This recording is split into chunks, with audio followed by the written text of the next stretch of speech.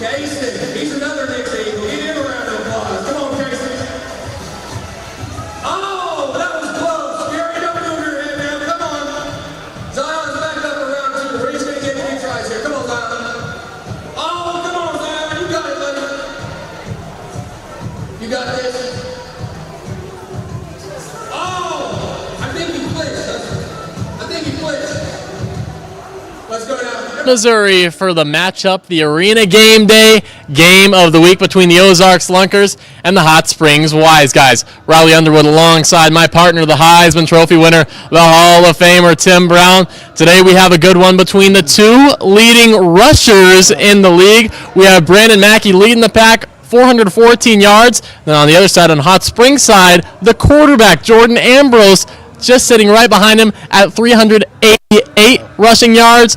Pretty impressive ground attack for both of these squads. Yeah, no doubt about it. Now, I can tell you, when we set this up, we weren't thinking about the running game too much, but it's incredible that these guys have found a way to make this thing happen in their own unique way, and that's all part of it. Now, when you face these 2 teams, you got to be ready for the running game more than the passing game. Exactly, and especially on that Ozarks Lunkers side, they have the leading rusher, they have the leading touchdown getter, they have the leading all-purpose yards man. That's Brandon Mackey, number 10, the running back. He has 532 total yards, 16 touchdowns. He's played 4 games. That's 4 touchdowns per game, and he's just a rookie coming out of Division II, Kentucky Wesleyan. He's proved himself in the Arena League real early on. No doubt about it. Can you say MVP? That's what I'm looking at right now. But, look, watching him play is an incredible deal, no doubt about it. Not the biggest guy on the field for sure. I saw him walking by coming after warm-ups, and I was like, oh, my God. But he's a tough kid and knows how to get it done, and that's what it's all about. And it's also a new quarterback for Ozarks. That's Mike Terrace out of Eastern Washington. He played wide receiver at Eastern Washington, now playing quarterback for the Lunkers. He takes over the starting spot from Josh White. In his first game last week, of course, he got the win over the Wise Guys. He went 10 for 18, just over 100 passing yards, 3 touchdowns, and 1 interception.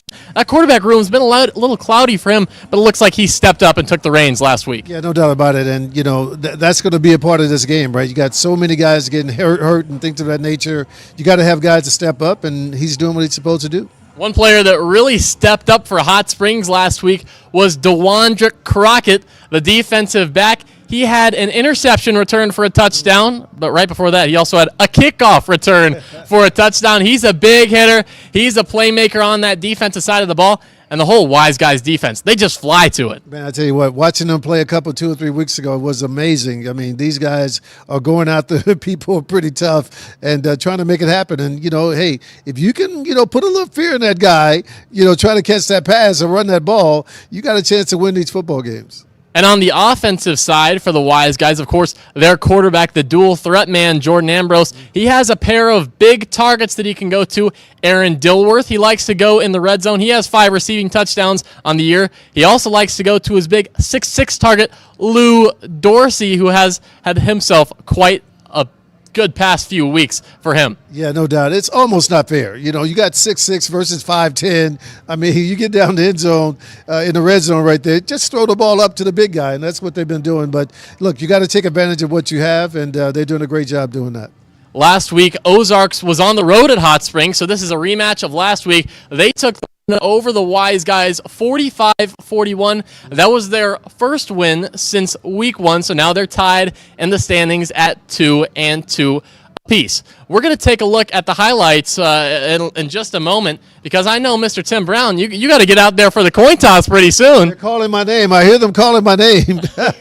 So he's going to run. He'll be back for the halftime and post-game show, doing a little presentation at the halftime as well, so stick around for that. But before we get into the rest of this game's coverage, let's check out what happened last week in the Arena League.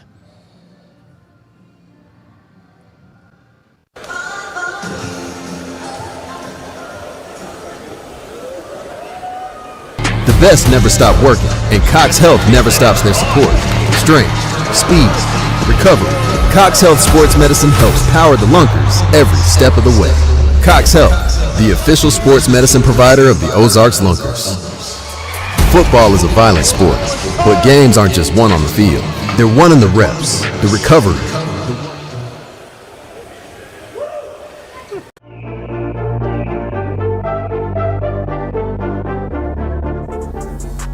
We'll start off in Eau Claire at home taking on Duluth. The Harbor Monsters would score first with a rushing score, but the Axemen would return the favor on the ensuing throw-off. Devon Ford kickoff return all the way, basically untouched.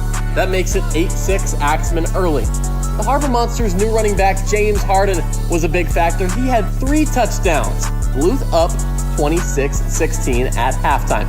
Joel Shaw botched handoff with Boom Williams, and then Khalil Finley takes it 30 yards back for the defensive score for the Harbor Monsters.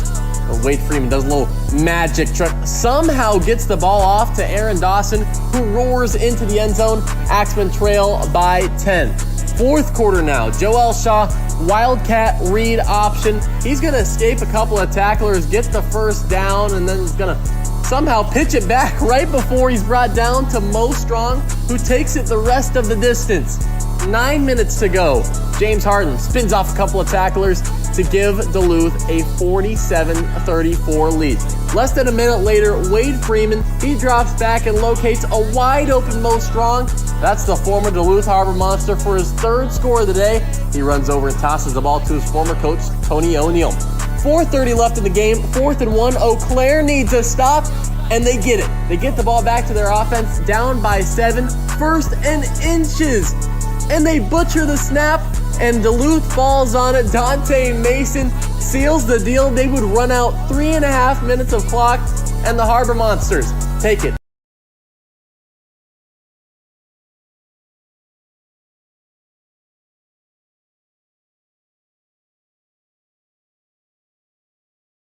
Trujillo, that would even up the score at 14 apiece. Smith does his signature dance, the reigning MVP. First quarter still 2:45. Carlos Rogers backed up, forced to heave it, and that one's going to be picked off by Clarence Thomas, number 9 in the powder blue, and he scampers all the way back, finds some lanes, and goes in the end zone for a pick 6. Goats up 34-28 at halftime. Rogers to Justin Brown, pins himself in the corner. All Iowa in the 3rd. Jarius Burnett fumbles, and the Woo return it to the end zone. Juan Moore makes it 56-40 Iowa. Closing minute of the 3rd now. Angelo Trujillo, he passes it to Otis Odom, who gets his first score of the season. Makes it a 10-point game. Just 10 seconds later, though, Carlos Rogers to JoJo Olibrice, who goes the length of the field to close out the quarter. Rogers threw 7 touchdown passes, this one to Vontre Henderson. Now under a minute, 51 seconds to go in the 4th. Jeff Mack runs it in to make it 74-60 Iowa. Celebration, maybe one too many pumps, they don't call it. But St. Joe wasn't done. Trujillo throws a long touchdown pass to Ryan Martinez. Now 9 seconds, down by 7. Trujillo in his own end zone finds Lorenzo Thompson, who laterals it back to Ryan Martinez. A last-second miracle to put it within 1. They decide to go for the tie. Penalty on Iowa, so they opt to go for the win from the 5. Trujillo's pass, a 2-point conversion for the win. Bounces just short, and Iowa edges St. Joe on the road 74-73. Trujillo, though, threw for 443 yards and 8 touchdowns, comes up 1 play short. Ozarks on the road in Hot Springs, 5 minutes into the 1st. Quavon Hicks a long big fella touchdown to make it 6-0 Wise Guys.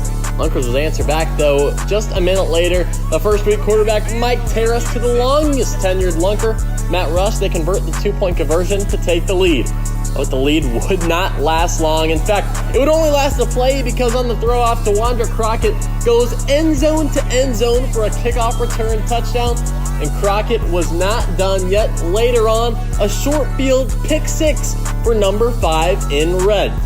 Ozarks running back Brandon Mackey, he powers in for the score. 2019 Lunkers lead at the half. 7:30 in the 3rd. Jordan Ambrose finds Lou Dorsey for a back shoulder catch, and revs up the Wise Guys to take a 31-26 lead. For Ozarks, Brandon Mackey, he finished with 156 total yards and 3 touchdowns.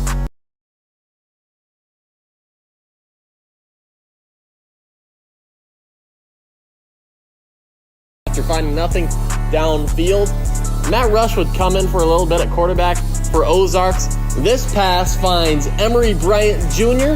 in the end zone, and then Bryant would finish it off on the ground for the final score of the game. Lunkers win 45-41 over the Wise Guys in Hot Springs. So after 4 weeks of play, Duluth and Iowa sit atop the standings, both sitting at 3-1. The Harbor Monsters currently have the tiebreak advantage over Iowa because they beat the Woo in week 1 in Waterloo, but either Iowa or Duluth will take the outright lead at the number 1 spot in the standings because they face off in Duluth tonight. Other games in action: St. Joseph at home taking on Eau Claire. They're tied currently for the 5th spot, one of them hoping to get out of the basement. And then a rematch of last week's game, this time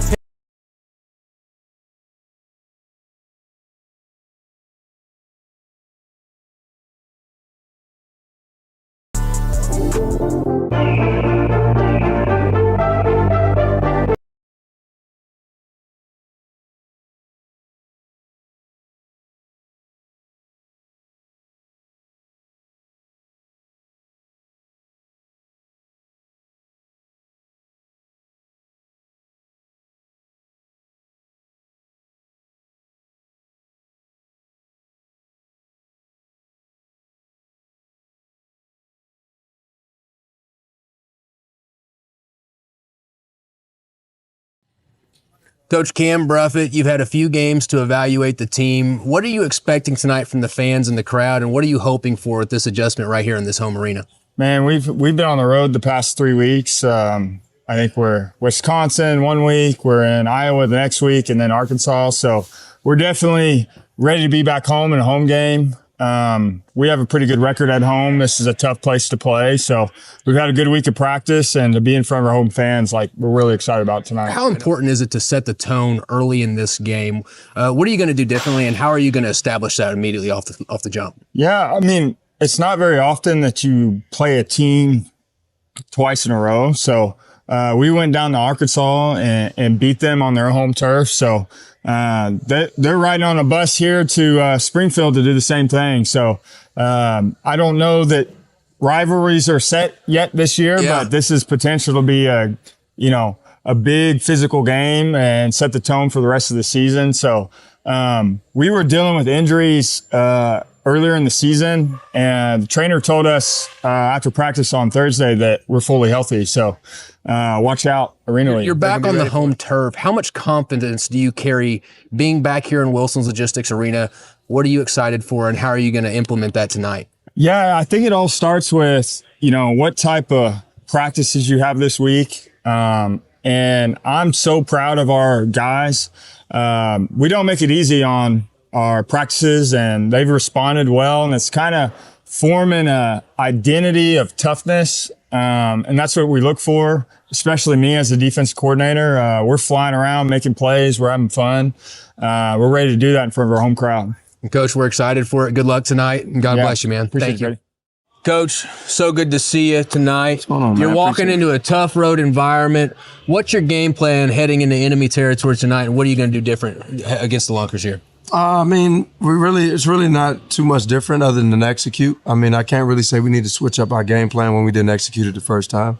Absolutely. So we definitely have to come in with a mindset of staying together. Can't worry about the refs, can't worry about the fans. Yep. Just do our job, get in and get out. You've seen a few games on film now. What specific challenges are ahead for you, and what are you doing differently during the game to implement and address those challenges? I mean, the challenges, if you mean players or schemes, because right now, I mean, if you watch the last game, 16 towards apart, 10 towards apart. Yep. Quarterback had a good game, and we struggled a little bit on offense. We missed some wide open guys.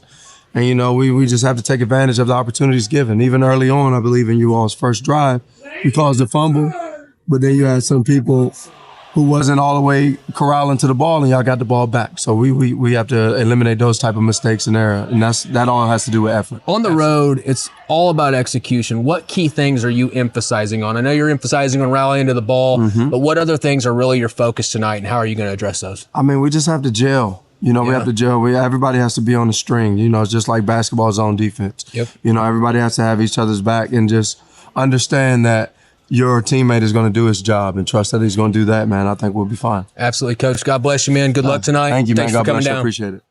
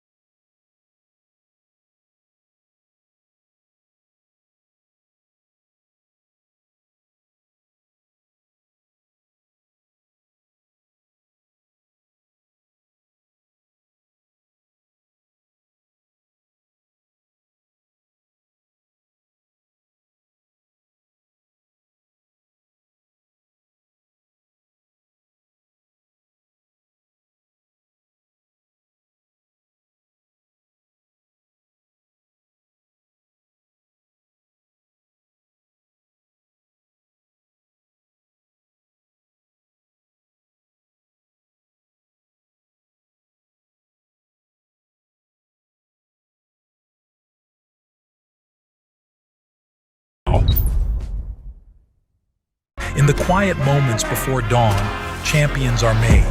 Every fan, every athlete, every moment counts. It's not just a game, it's a passion that unites us, drives us, and makes us strive for greatness. Greatness is wherever fans connect and call home. We believe in the power of the community. We believe in turning passion into action. We bring fans closer and transform loyalty into unforgettable experiences. Join us. Make every moment matter. Fan Club. Get your fans in the game. Welcome to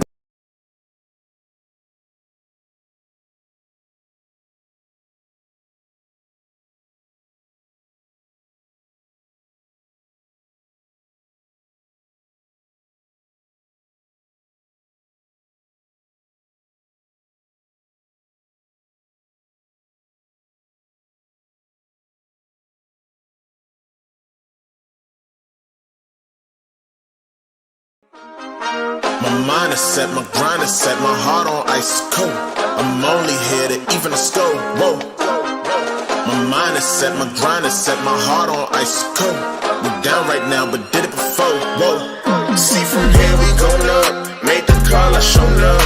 Now the game is sewn up. Say my name is blown up. We up, we up, we up, we up, we up, we up, we up, we up.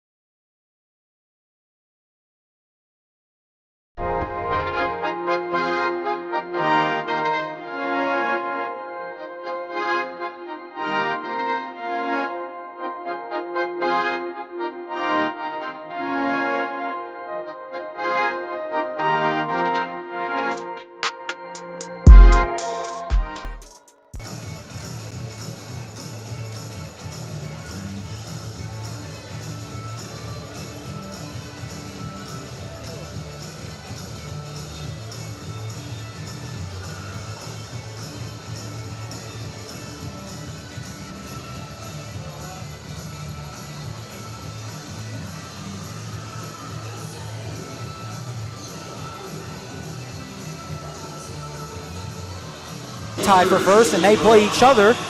Two wise guys to start the game. Let's make some noise. Welcome to the tackle box, Lunkers fans. Going to be a real good spot for the Lunkers.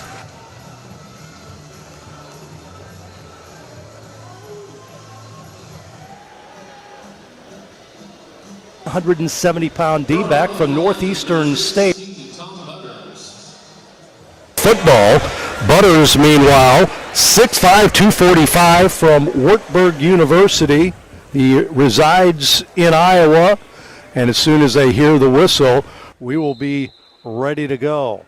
Crockett waits at the 3-yard line. Here's the opening throw off, and the ball goes into the end zone. High, picked up by Crockett. Oh, nice move to get out of the end zone. Cuts inside and is tackled from behind at about the 12-yard line, where the Wise Guys take over their first possession of the game. Almost disastrous. What a bounce in the end zone from that ball. Stayed in. I thought that ball was out. Picked it up. Had to make a dance move just to get out of his end zone. On that one, Crockett able to get a good return from a really bad hand of the cards there on that one. So we're going to see the quarterback Ambrose, and we'll see who's in the backfield with him. They're going to put back Troy Evans alongside the quarterback Jordan Ambrose, 6'2", 228-pound quarterback. He's going to pass on first down. It is caught at the 15-yard line and dropped at about the 17. Caught on the play by Terrell Brown. Terrell Brown, 5'8", 175 from Frostburg College. Be second down and short for the Wise Guys. Keep an eye on Ambrose. He's a multi-dimensional type quarterback. He takes the snap. He's going to give it to the running back who gets the first down and is finally spun down. Troy Evans, 5'9", 190-pound running back from Marshall University. Averaged over 160 yards in all-purpose yardage at Marshall University. First and 10 here for the Wise Guys. Ball right at about midfield. Again, 50-yard fields here in the Arena League. Turf, they've got the padded walls. Ambrose skips up looking. He throws to his left. It is caught, banged into the wall over there. After the catch, Lou Dorsey, 6'6", tight end from Illinois.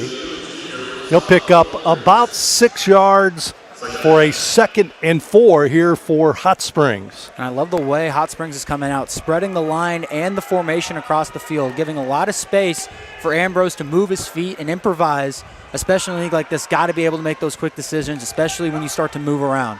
Ambrose sticks it in the gut of Evans. Evans trying to get outside to the left.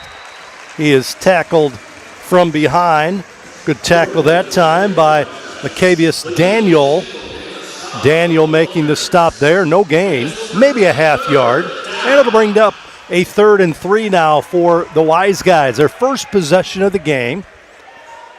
See the replay there. The foot tackle.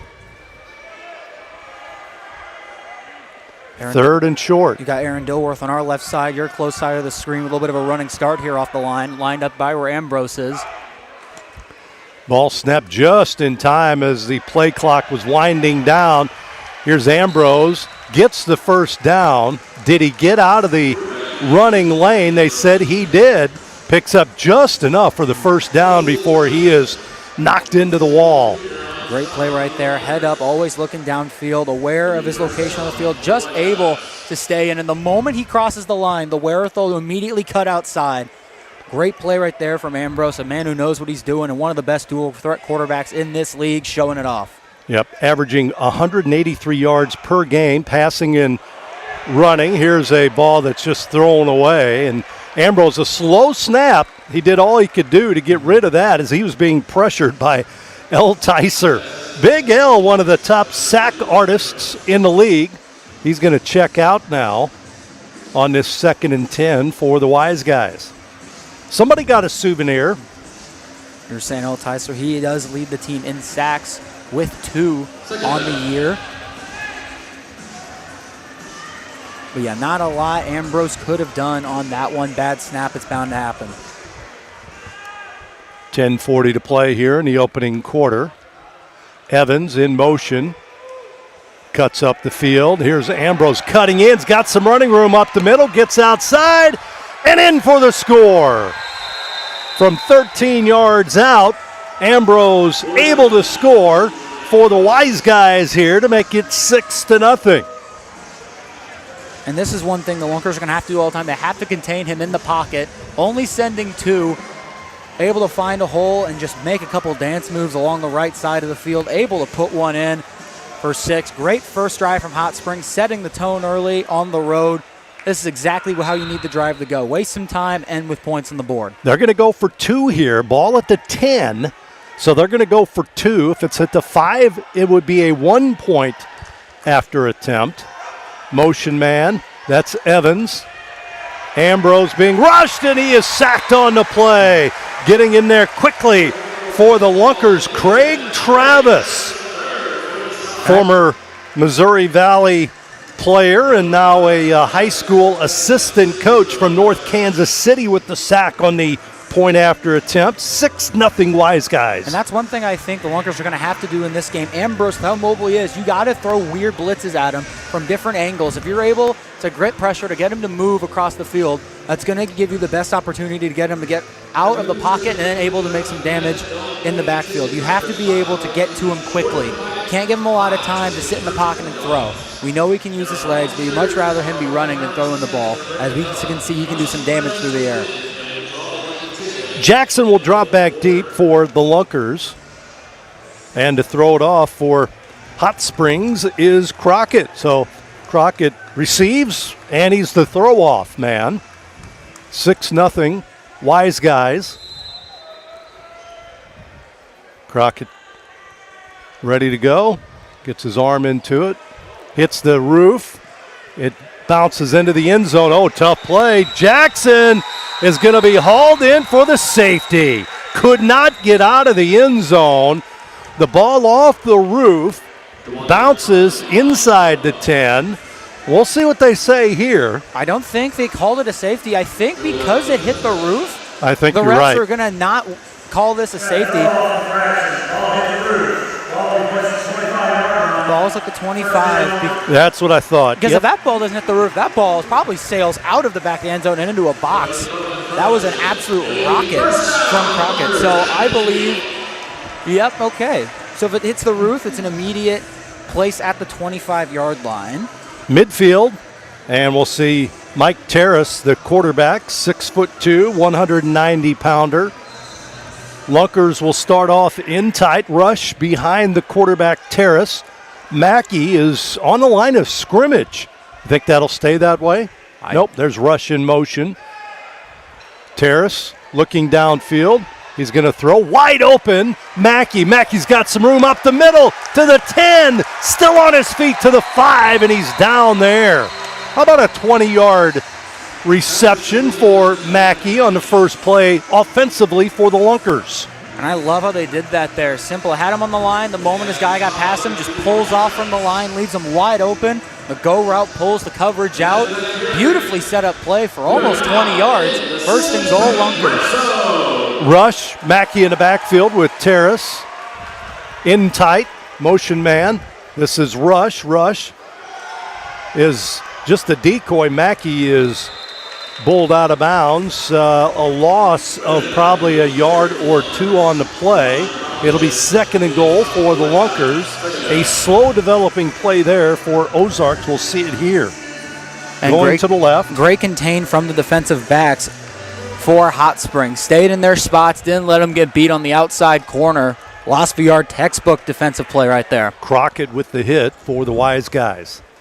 Second and goal. Terrace rolling to his right. Throws it into the end zone. Ball tipped. And it'll go out of play.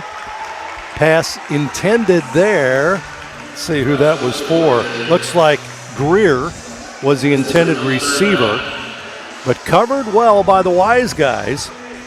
And that brings up I believe, third and goal. You'd be correct on that one. Great stand right now from Hot Springs. Got to do it 2 more times. Terrace, Mackey in the backfield. Rush going to go in motion forward. Here's a snap. Terrace rolls to his left, looking into the end zone. Man open, but he throws it behind. Rush, incomplete, will bring up a 4th down. Play was there, just an errant pass on that one. Had it, no territory to surrender now, already down 6. Tough pass because Terrace was rolling to his left, had to throw crossbody behind him. So 4th and goal. Football at about the 7. Rush going to get a running start on this one back at the 15. Terrace, quick play, throws it nearly picked off, and it'll be a change of possession here. Lunkers, big first play on the drive, but they couldn't capitalize. And now the Wise Guys take over with 7:28 to play in the opening quarter. Huge opportunity now for the Wise Guys on the road. Couldn't beat this team last week. You got to find a way to put points on the board quick, set the tone. Did it on the first drive. Now your defense does the job. Got to come out and be able to convert on this drive. Got a long way to go, but if they can get some time off the clock, they can really do some damage here. Ambrose will set up near the end zone. He's at about the 1 yard line. Evans in the backfield with him. Motion now. 2 players in motion. Ambrose steps up. He's not going to go. He throws it in front of him. Ball caught all the way to about midfield. The receiver that time for Hot Springs is Darren Labette. Labette, 5'10", 185-pounder from Millsaps College. I think a foot crossed the line. I think that ball's going back. It looked like it from my view. He just barely went over the line of scrimmage outside the hash mark. We'll see what the refs go with here, but it did look like he crossed the line, and if he did, it wasn't by a lot. He's going back for the flag. He's probably waving it. No flag. Yep. So they looked at it and said, nope, he almost did. The shadow when he was running forward, and then he went back and completed the pass. So 1st and 10 for the Wise Guys. Ambrose and Evans in the backfield, shotgun formation. He's going to talk to Evans here. You got 2 seconds. Looking downfield, ball caught and dropped. Caught and dropped. Dilworth through his fingertips. He was wide open, nobody around him, and lost it. I think he took his eye off the ball to see who was around him defensively. His feet moved before his hands had the ball. That's the number one reason you're going to drop a pass. Has it open right here. Gets too worried about moving before he has the ball secured. That's one you're going to hang your head over when you go back and watch the film. 2nd and 10 for the Wise Guys. Evans in motion. Oh, he went way over the line of scrimmage before the ball was snapped. And I think the time ran out. I mean, how many penalties can you have on one pre-play? The clock and the motion. Delay a game. How many? I think if you got an encroachment in there, you could get to 3. I'm sorry, offsides. So it drops him back 5. And they'll repeat 2nd down. 2nd and 15 now. Ambrose in shotgun. Snap back. Rolls to his left. There's Tyser. Has the foot. He pitches in front of him. He's got a man. It's caught. Helmet comes off and rustled to the ground on the play. Very aggressive tackle there by the Lunkers. Ball was caught by Lou Dorsey, but how about that by Ambrose? That second effort, he's in grasp and able to still make the pass as he was going down to Dorsey, who picks up maybe a yard or 2. He may have gotten a yard. Didn't get a lot of effort for only a yard on that one. But again, great job by Ambrose, staying up, extending the play right there, as Tyser had him almost completely on the ground when he got that pitch off. Helmet flew off, so he checks out of the game here. 3rd, and we will call it 15 for the Wise Guys. play this drive, not as easy as the first drive for Hot Springs. Motion man vertical. Ball is tipped or low on the snap. Ball caught. Receiver on the right flat. Cross midfield to the 22-yard line. So a gain of right about 11 yards. Brings up 4th down now. 4th, and it looks like about 6 for the Wise Guys here. See the replay. Ambrose makes something happen there. Snap back. Ambrose looks right, throws right, and it's picked off. Picked off by the Lunkers. Stepping in front of that was Jackson with the pick right down the left sideline, and Lunkers get the ball back in midfield. Ja'Kalen Jackson, the leader in interceptions on this team, now with 3 on the year. Was coming into this one leading the team with 2, but picks up his 3rd, and that puts him actually tied for 2nd in the league with 3 now. Great play right there on the pressure from the Lunkers. The extra pressure sent off. Sent 4 on that one. Ambrose panics, has to get rid of it. Doesn't see the defender right on him. Textbook defensive play. Now the Lunkers offense gets bailed out after a missed drive last time, trying to tie the game here. Greer and Rush wide to the right. Rush in motion. Snap back to Terrace. He throws it downfield. Wide open in the end zone. Caught. Matt Rush with the touchdown and a perfect pass from Mike Terrace, and we are tied at 6. That's how you answer. What a play right there. What a beautiful throw from Mike Terrace in the bucket, right on the corner of the end zone along the wall. Not an easy throw to make, nor an easy catch, but made it as easy as he could for Matt Rush. And that's how you answer after an interception. 2 plays.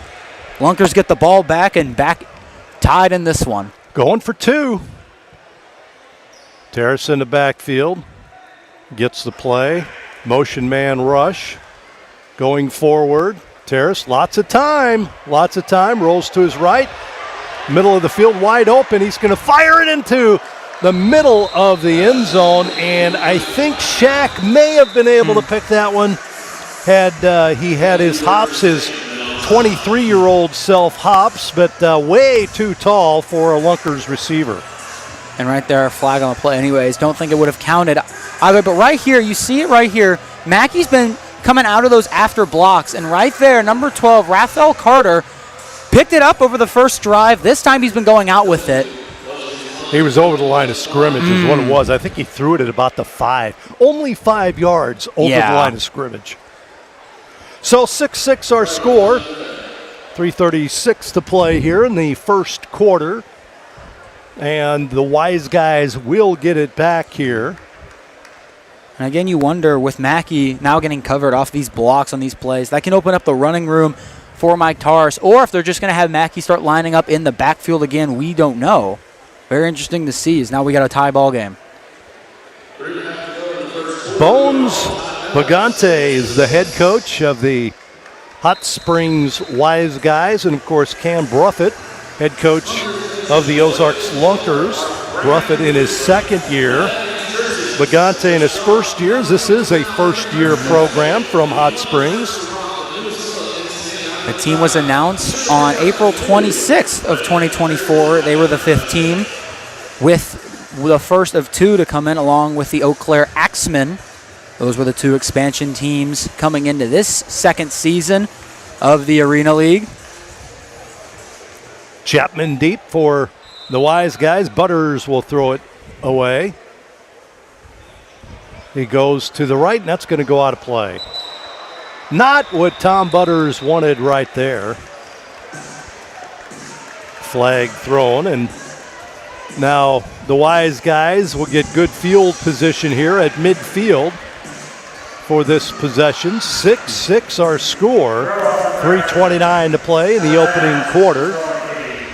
Game and week 5 of the Arena League season. Both teams come in at 2-2. Lunkers have 3 straight home games. Meanwhile, Hot Springs is off next week. they've got an off week. Then they're at St. Joe following that. And for the Lunkers, your last 3 games will come against number 1 and number 2. It's Duluth twice and the Iowa Woo at home. So a rough schedule to finish the year for the Lunkers.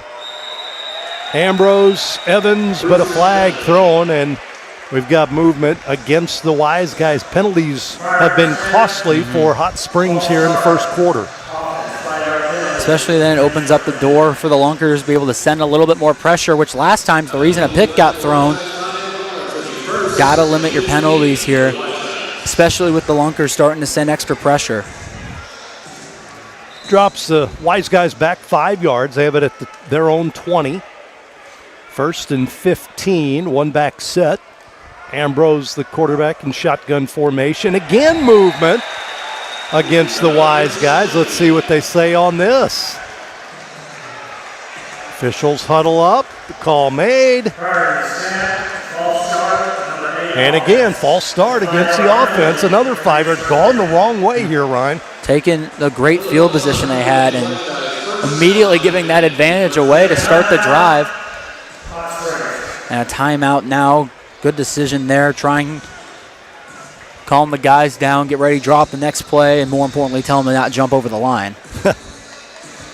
Coming up at halftime, Make-A-Wish will have a presentation here on the field. And then, of course, it'll be the Arena League halftime show. Tim Brown and Riley Underwood as they had the pregame show as well.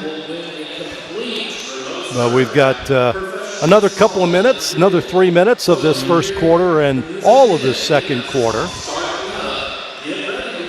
Tickets, if you're interested in attending games in Springfield for the Lunkers, you can go to the OzarkLunkers.com website, or for the Wise Guys, it's HotSpringsWiseGuys.com, and they have all the ticket information that you need for upcoming home games. Come here to Springfield, get yourself an Ozark Lunkers jersey sold at the team store. Happened to get one for myself week 1. Gotta say, they're great jerseys. Hey, they got new hats, too. I see some of the staff wearing the new Ozarks Lunkers caps that are available here tonight. 1st and 20. Snap. Ambrose rolling, dancing, fires to a wide open receiver. That's Evans, who's knocked into the wall at about the 23. And that'll be a gain of maybe 9 on that first down play after 2 penalties. So it's now 2nd and 11. Here's a snap. The quarterback going to take it himself up the middle, and this is going to be tough. He is a bull to bring down across midfield to the 17-yard line. He carries guys with him. That's a gain of about 9 on that carry by the quarterback. And again, through the running lane, you got to go up the hash marks up the middle. Great play from the offensive line. Got stopped right about 2 yards up outside the line of scrimmage. Shoved them the extra 5. Great job from the offensive lineman making this a 3rd and short. Ambrose directs traffic. Evans in motion. He runs over the line of scrimmage. And again, movement against. Ambrose trying to get his lone setback to move. He keeps signaling go, go, go. He finally does, and then the snap's not there in time, and they've got a penalty against the Wise Guys again. And the man out of the backfield's the 5'9" receiver, Troy Evans, the one getting motion out of the backfield. And what they've been doing a lot has been using that motion man as really much of a decoy. As you've seen on a couple plays on this drive, the Lunkers don't even go to him until he's about 5-10 yards up the field, because they've been using him to draw and open up the middle of the field for a quick curl route or even a running lane for Ambrose. Normally if they do, it's a safety. Yep, that picks up on him. Ambrose cuts forward, throws it in front, got a man, 1st down, and finally into the wall he goes. The receiver that time is Terrell Brown. Picks up the 1st down. I see no hankies on the field. So it'll be 1st and goal for the Wise Guys. There's the replay. And again, just a flip. It wasn't really a pass. He just kind of threw it forward. Kind of a chest pass by the quarterback. referring to basketball play there. Ambrose with the snap again. Ball nearly intercepted by the Lunkers again. Diving in front. We had a pair of 11s. Daniel diving in front of his counterpart Brown to nearly pick that pass off. I do want to go back and talk about from that last play, the way the Hot Springs Wise guys have been playing. They've been going a bunch to the underneath routes, using that motion man and their outside receivers as decoys to pull up and open the underneath part of the field. And it's been great in the midfield to get them in the spots right here. But without that kind of field to work with, the Wise guys have had some struggles. 2nd and goal. Ambrose dancing around in the backfield, rolls to his right, looking, now goes left, being chased, bumps into his own man, and finally sacked in the backfield by the Lunkers. That is Craig Travis following Ambrose around and finally pulled him down, but we have a couple of flags in the backfield now. And I think it might have been holding, would be my guess on that one. It was in that area, wasn't it? Yep, right on the line, middle of the field. Normally on plays like that, a lot of movement, line shifts a lot, you're going to get a hold. Meanwhile, 14 seconds to play in a quarter, and we're tied 6-6. See if they start the clock right away. I don't think it will start till the whistle, but now you got 2nd and goal up to the 17. So a little bit more field to work with, which, again, as I was saying earlier, the Wise guys have done a lot better with more field to operate with. The closer they get to the goal line, the harder it's been for them to implement this spread style of football that they have been playing. Hey, despite being held, Travis did a good job in there. Here's Ambrose throwing it deep into the end zone, and the ball is tipped out. Very athletic play there by Jadarius Bird, jumping up to tip that pass away from 6'3" Aaron Dilworth right at the wall in the end zone. I mean, that's a play right there where that's up, enter the end zone. You got to jump way up. You make that catch right there. You're in a highlight reel. Not an easy one to make. All right, we need to take a break. 2nd quarter is coming up. We'll be back after the break. Don't forget, download the Fan Club app, join your home team, and earn extra game day points. Back after this.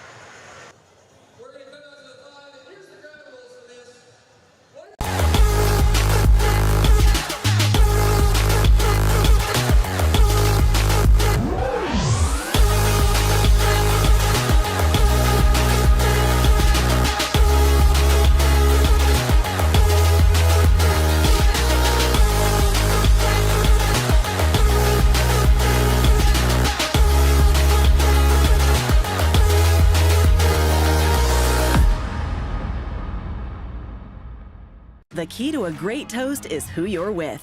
At Big Whiskey's, we toast to best friend weekends, to birthday wishes, to burgers and wings, to big wins, and to believing in we, with something for everyone, from apps to wraps, salads to steaks. Everything is a big deal at Big Whiskey's. Here's to always being welcome.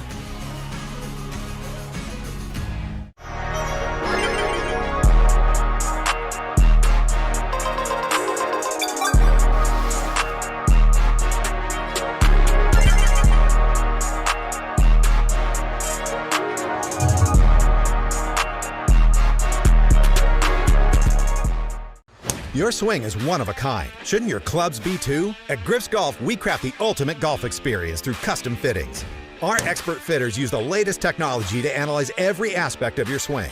With brands such as Callaway, Ping, and Titleist, we carry over 100,000 combinations to help unlock your true potential. From shaft dynamics to head design, we create clubs uniquely tailored to you. Stop guessing and... Backfield, Evans to the left to the quarterback, Ambrose. Here's a snap. The fake handoff. Ambrose takes off up the middle. Got some room. He's going to dive forward. Is he in? They're going to say he is. Touchdown, Jordan Ambrose. That's his 2nd touchdown on the run from over 10 yards out. You can't miss tackles if you're the Lunkers right there. The moment you miss, the way the Hot Springs Wise guys are playing, when they have this much space to operate, send everyone down the field, opens the middle up, got to come back up to meet them. And Jordan Ambrose is going to lower the shoulder and fight for the end zone, and there he did there. See, middle of the field, wide open, closest guy at the 7-yard line. They're going to go for 2 again. Talking about the Wise guys, they're up 12-6, just starting the second quarter of this one. I expect some pressure here this close. Snap back, Ambrose being rushed, rolls outside, throws it deep into the end zone, and it's overthrown. Jump ball, the back middle of the end zone, incomplete. But the Wise guys take a 12-6 lead over the Lunkers, and they will change out offense, defense. But there's Ambrose throwing it up in the air. He's got the 6'3" receiver Chapman, or actually Dilworth, in the back of the end zone that he just could not make connections with. And even with all the bodies in the way, Dilworth was still able to get a hand on it, trying to pull that one in along the barricade. Couldn't hold on to it, falls out of bounds. Back and forth a little bit, both sides of the offense and the defense for both teams having some bright spots. So we come to this one again. Now we'll hit second quarter. Lunkers will get the ball to start the half. We got a little bit more time before that becomes a real factor in this one. Crockett with the throw off. Downfield, Jackson awaits. Here's the throw, and that's going to go into the crowd. And there's another hanky. And the Lunkers will get it at midfield. Again, I don't think that's exactly what Crockett wanted, but they were trying to angle it away from the middle of the field, which is smart, but twice now, one for each team. Butters for the Lunkers throws it into the crowd, and now Crockett does for the Wise guys, and that gives the Lunkers great field position in midfield.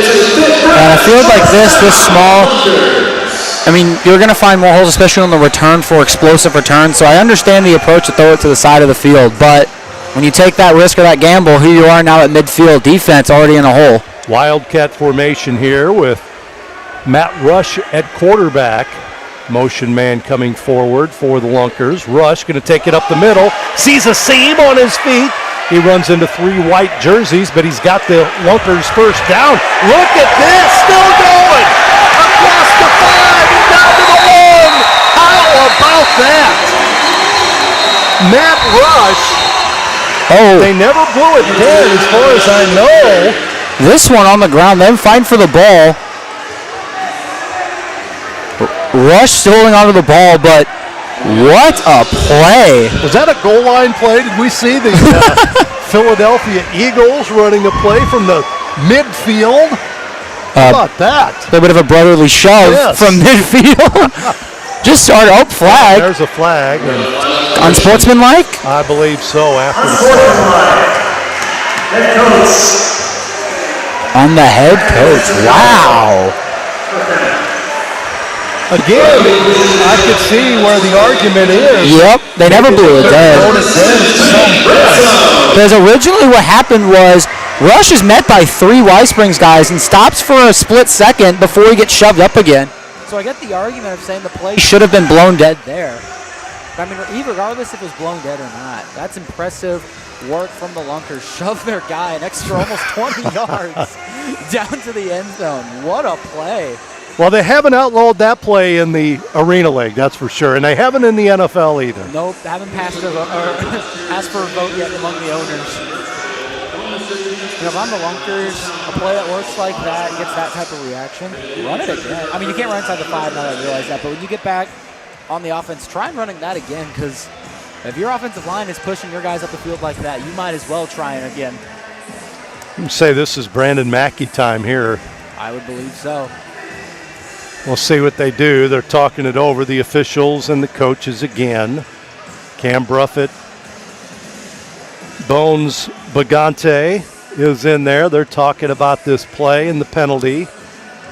So they moved it up halfway to the goal line. I think after the penalty, not much you can do to really overturn the call now. I mean, you already have the penalty added to the play afterwards, so not really sure. I don't think the refs are going to budge on this one. This might just be trying to understand the thought process. Sky judges are talking over there. I don't know if they're needed, if this is part of the play, but they were looking at it as well. We'll see what the white hat. Challenge flag wasn't thrown, so they don't technically need to look at it anyways. All right. About the 1 yard line. Lunkers will have it. First and goal. Rush will stay in there. Line judge coming back towards the ball.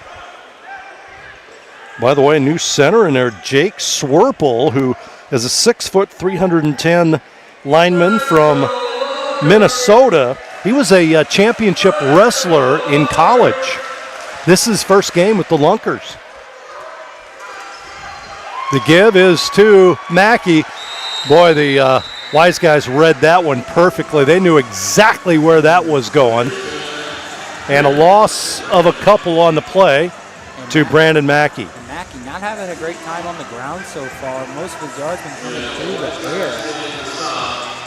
On that one, great job by the defensive line. And honestly, on that type of play, you need to be running a read option like to be able to get out and be able to make a play in case everything collapses. Again, in tight, motion man to the left. Here's a snap back to Rush. Rush wants to throw. He's got a man open in the end zone. Caught! Touchdown by the Lunkers. Tom Butters, 6'5", 245, leaping up to make the catch. And the Lunkers tie this one up at 12 here in the second quarter. Matt Rush, this season, how about this? As a quarterback, and again, he's that Wildcat guy, but he came in 19 for 32, 59%. He had 5 TDs, no picks as the quarterback. And he throws his 6th touchdown pass of the season. Lunkers going to go for 1 here. Snap back to Rush. Rush going to throw it up again.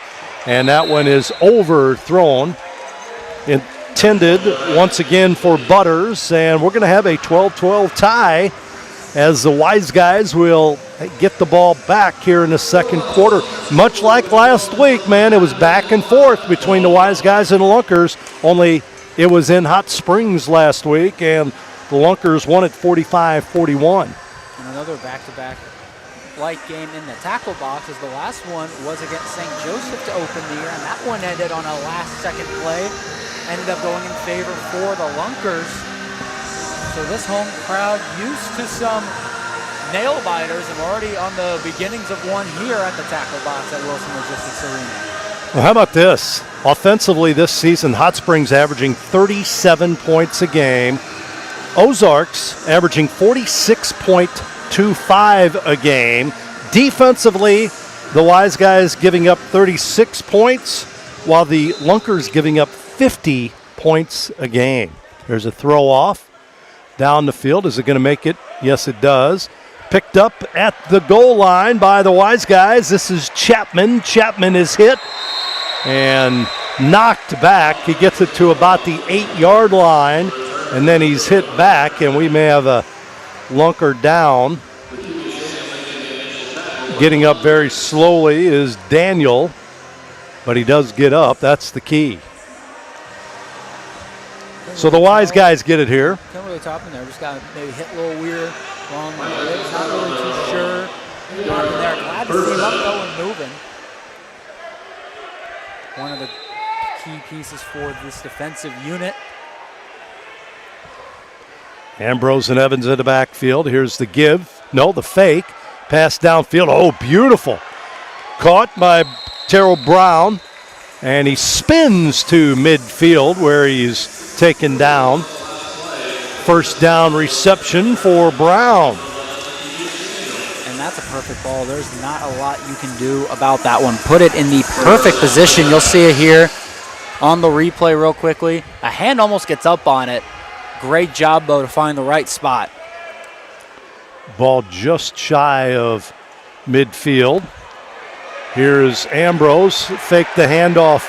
He throws it downfield, and the ball is overthrown. Ambrose is wrestled to the ground. Tried to throw it up in the air that time, and it is incomplete, but a flag thrown in the backfield. Real dangerous to just chuck it up in the air like that. As if Brock Carter had his head up, that ball's probably picked, going straight for the man to try and break up a pass he thought was going to him, just oversailed the intended target a little bit. Got to be careful. Holding call against Troy Evans. He was trying to help out Ambrose in the backfield, but got caught. That'll bring the Wise Guys back 5 yards. And they'll have a long way to go. They got 20 yards to get the first down. Evans lines up on the left side now. Ambrose takes a snap, throws it downfield. He's got a man, deep, caught, and falling back into the end zone for the touchdown is Dilworth. Dilworth was in motion. So that ball from the 10 or the 15-yard line, and a beautifully thrown ball by Ambrose to give the Wise Guys the lead. Dilworth falls backwards into the end zone for the score. And again, Hot Springs going to go for 2. And that's the first one through the air for Hot Springs. The other 2 coming from Ambrose from the ground. So Ambrose had a hand in all 3 of the scores for the Wise Guys. Going to go for 2 here. Rolls to his right. He throws it up and a little bit too tall again for the 2-point conversion. Incomplete, but the Wise Guys with their 3rd score. They lead it 18-12 here at the tackle box. Springfield, Missouri. Lunkers will get it back. 10-10 to play in the first half. Will be interesting to see how the Lunkers come out and to attack this one again. Normally, as we've seen, this team has used the ground a lot. Mackey's been a key part. Been a little quiet tonight. We'll see how they keep going with this one here. However, Mike Taurus has made the right plays when he's needed to, putting both scores on the board through the air for the Lunkers. One to Matt Rush, the other to Todd Butters. So we'll see how the Lunkers go with this one, but I'd like to see maybe get some ground game going on this next drive. Get a little bit of time off the clock, have a long, sustained drive on this one. Crockett ready for the throw-off for Hot Springs in. Here it is. He throws it high. Ball's going to be caught by Jackson in the end zone. He runs it out, gets it across the 5 to the 7-yard line, and there's big mess of humanity on the field there right next to the wall. Lunkers take over here. Catches it right there. And that's how about a yard into the end zone. And that's how you got to attack these returns. Throw it in the corner, right in front of the end zone so you can't get a touchback, and force the return man to make a decision. Contain him to the wall. Limits the damage. Textbook on how you need to attack these throw-offs from Hot Springs. Great special teams work. Terrace back in at quarterback. He's got a man behind him. I would assume it's blocked. It is Mackey. He bumps into Mackey, and the throw is low and intended on the play for Kendrick Payne. Payne, name we haven't mentioned yet, is the Lunkers' leading receiver. 13 catches, 179 yards coming into this one, but that one a little bit low. Yep, has yet to have a reception in this one. Hasn't been able to find anything. Hoping to get him more involved too. The 2 big names of this offense not able to get going so far despite them only being down 1 score. Here's the handoff to Mackey. Mackey, a little running room to the right side. We'll move it up to about the 10, and then he's pushed back there. So a little slow going for Brandon Mackey, who came in averaging over 100 yards a game. Still got a lot of football left to play, but interesting territory now for the Lunkers. Down 6, got to convert on this 3rd down. Not really in any position where to keep going for the football if you don't want to give Hot Springs good field position. Terrace going to throw it up in the air, and it's picked off by the Wise Guys right at the wall. Interception there by Chapman. Chapman playing safety comes over on that ball that was lofted by Terrace, and pretty easy pick there by Chapman. And they'll get it back, leading 18-12 over the Lunkers in pretty good field position right at about midfield. And what a stand right there from the Wise Guys. Started with the special teams play, gave him not a lot of field to operate out of, got pressure consistently, and then forced Terrace to make a bad decision with the football. That's great defensive work from Wise Guys. Up 6, trying to make this a a two-score game. Great job from Hot Springs. Well, and the Wise Guys have shut down Mackey so far, but Ambrose has had his way. Here's a give to Evans. Evans trying to get outside to the left. He is tripped up on the play by Daniel. Pick up a few yards there. Ambrose has had his way offensively, waiting for Mackey to respond for the Lunkers. But a chance here for the Wise Guys to go up 2 scores. Ambrose all by himself in the backfield. Spreads them out offensively. Motion man. Low snap picked up by Ambrose. Nobody really rushing. He's going to run it up the middle. Gets outside after he gets across the line of scrimmage and is finally down. 2 helmets fly on that one. Down at about the 15-yard line. Gain of about 6 by Ambrose. And because with the rushing lanes being in the hash marks, you're better off going straight up the middle, trying to get a rush attack. Going from the outside opens the one place the quarterback's allowed to move from. So I'm saying with this spread, I get why you're going from the outside, but it's great gameplay design to open the middle. Ambrose again up the middle, spots a hole, and he's going to burst through it. He was hit initially, but scores from about 18, 16 yards out. That's his 3rd touchdown of the game, and for the season, Ambrose has scored 8 TDs. Again, what a great setup from that. Notice the Lunkers spread with the formation they're running, and the defensive line spread out, and the middle opens up, just attacking right where they need to go. Great play design right there from Hot Springs. They're going to go for 2 again. Ambrose takes a snap. He's the only one in the backfield. Cuts outside, now back in, throws it up in the air, and the ball is going to be tipped away by the Lunkers. Good D there by Jackson. 24-12, Wise Guys. Ambrose putting on a show in Springfield here. 3 rushing touchdowns and 1 passing TD by the 6'2", 228-pound quarterback from Defiance College, where, listen to this, his senior year he threw for 1,842 yards and 17 TDs, but it's been his running abilities in this one that have paid some dividends for the Hot Springs Wise Guys. And I got him on the stat sheet up here, at least from what I'm going on. 188 yards of total offense, 115 coming through the air, 73 coming on the ground. As you said perfectly, putting on a show. Jordan Ambrose here in this one.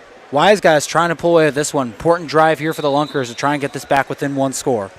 Crockett set for the throw off, and he throws it off the roof again. That may not come down. It was on top of the air component up there. See a little bit of dust falling from the sky now on that one. It's almost like playing anything in the school gymnasium, dodgeball, kickball, or something gets caught in the rafters. All of a sudden you come back 2 years later and the ball's still sitting there. Well, even with the Lunkers starting in midfield, it hadn't helped them a lot in this game. No, especially in this quarter. The Wise Guys done a great job minimizing the impact of this offense. The stars of this team for the Lunkers not been able to get a lot going, and it's been going great here. So they line up 6 guys on the line here. Terrace takes a snap for the Lunkers. He's going to throw it downfield. Man open. It is caught. Weaving in and out is Kendrick Payne. He gets the first down before he is sent to the turf. But a couple of nice moves by Kendrick Payne on the left side of the field. And Payne finally getting involved here. Made a great move. You'll see here on the replay. Finds open space. Here he is. Makes a man miss. Sends him into the barricade on the right of us. Give to Mackey going left. On his feet into the end zone for the score. Well, Mackey from 12 yards. The Lunkers get on the board quickly here in this second quarter. And it's now 24-18. Wise Guys on top. Mackey finally gets his name on the scoreboard. The Lunkers must have heard me because the moment I said the stars of this team haven't been able to do much, the leader in receiving yards sets up the play for the leading rusher to put one into the end zone. 2 plays, scoring quick, kind of been something we've been noticing from the Lunkers. Oh, They've been scoring quick. Look at this. 4 wide receivers on the right side for the Lunkers. Nope, now they're going to switch over. 2 on the left. Terrace takes a snap. Middle of the field. Oh, wide open is Butters coming in late with the deflection is Crockett. Butters was wide open. Had that ball had a little more oomph on it, would have been a 2-point conversion. Instead, Crockett able to respond and knock it away from Butters in the end zone. Only sent one guy on that conversion, but yet the whole middle of the field was open. Great recovery right there from Crockett to get back. Nothing fancy. Hands up high right at the ball, knocks it free. Great defensive play on that one, jarring the ball loose. And that was almost disastrous, dropping everyone back, leaving that middle part of the field open. But now still a 6-point game. Can we go a whole game without an extra point at all? We're almost halfway there right now. Neither team can convert a extra point or 2-point conversion in this game. Hey, the over-under on how many pictures Tim Brown will be in tonight at this Lunkers. How many people are here? 1,000? I guess the over-under would be what, 1,000? A couple thousand? 1,500? Pass downfield, caught by the Wise guys trying to make his move outside on the play. And right there is why you got to force him to the wall. You give him the middle of the field, one hole breaks out, and then he has the entire right side of the field to work with on this shorter field, able to cut loose up towards midfield right there. And on back-to-back drives, in 2 of the last 3 drives, the special teams unit for Hot Springs able to do their job, and that's setting up the drives. 1st and 10. Dilworth in motion vertically. Goes forward on the left side. They're going to throw, and it's caught right at the wall. Catch made by Lou Dorsey again. Lou Dorsey, an all Big Ten freshman out of Illinois back in the day. Gain of right at about 7. It'll be 2nd and 3 here for the Wise guys. Clock ticking here, 4.5 minutes to play in the first half. Ambrose rolling to his right. He throws the other way. Ball caught and dragged down at the 15-yard line. So what you got to do in this game, the short passing attack has got to be effective. The quarterback's got his head on a swivel all the time. And right now the Lunkers trying to send pressure, just not getting there in time. Stutter stepping when you get by him to make sure his legs don't move. He gets out, but it gives enough time for someone to get open. Here's the give to Evans outside to the left. And Evans, somebody had his hands on him, on his shirt. Anyway, Craig Travis able to get his hands on Evans' shirt and slow him down so somebody else can come in and make the hit. Gain of a couple on the play. Pulled him down by the jersey, but hey, whoever gets him down, that's how you do it. Great job right there, neutralizing the outside run. Flag on the play as the coach talked to one of his players on the field. See if that was a warning or a penalty.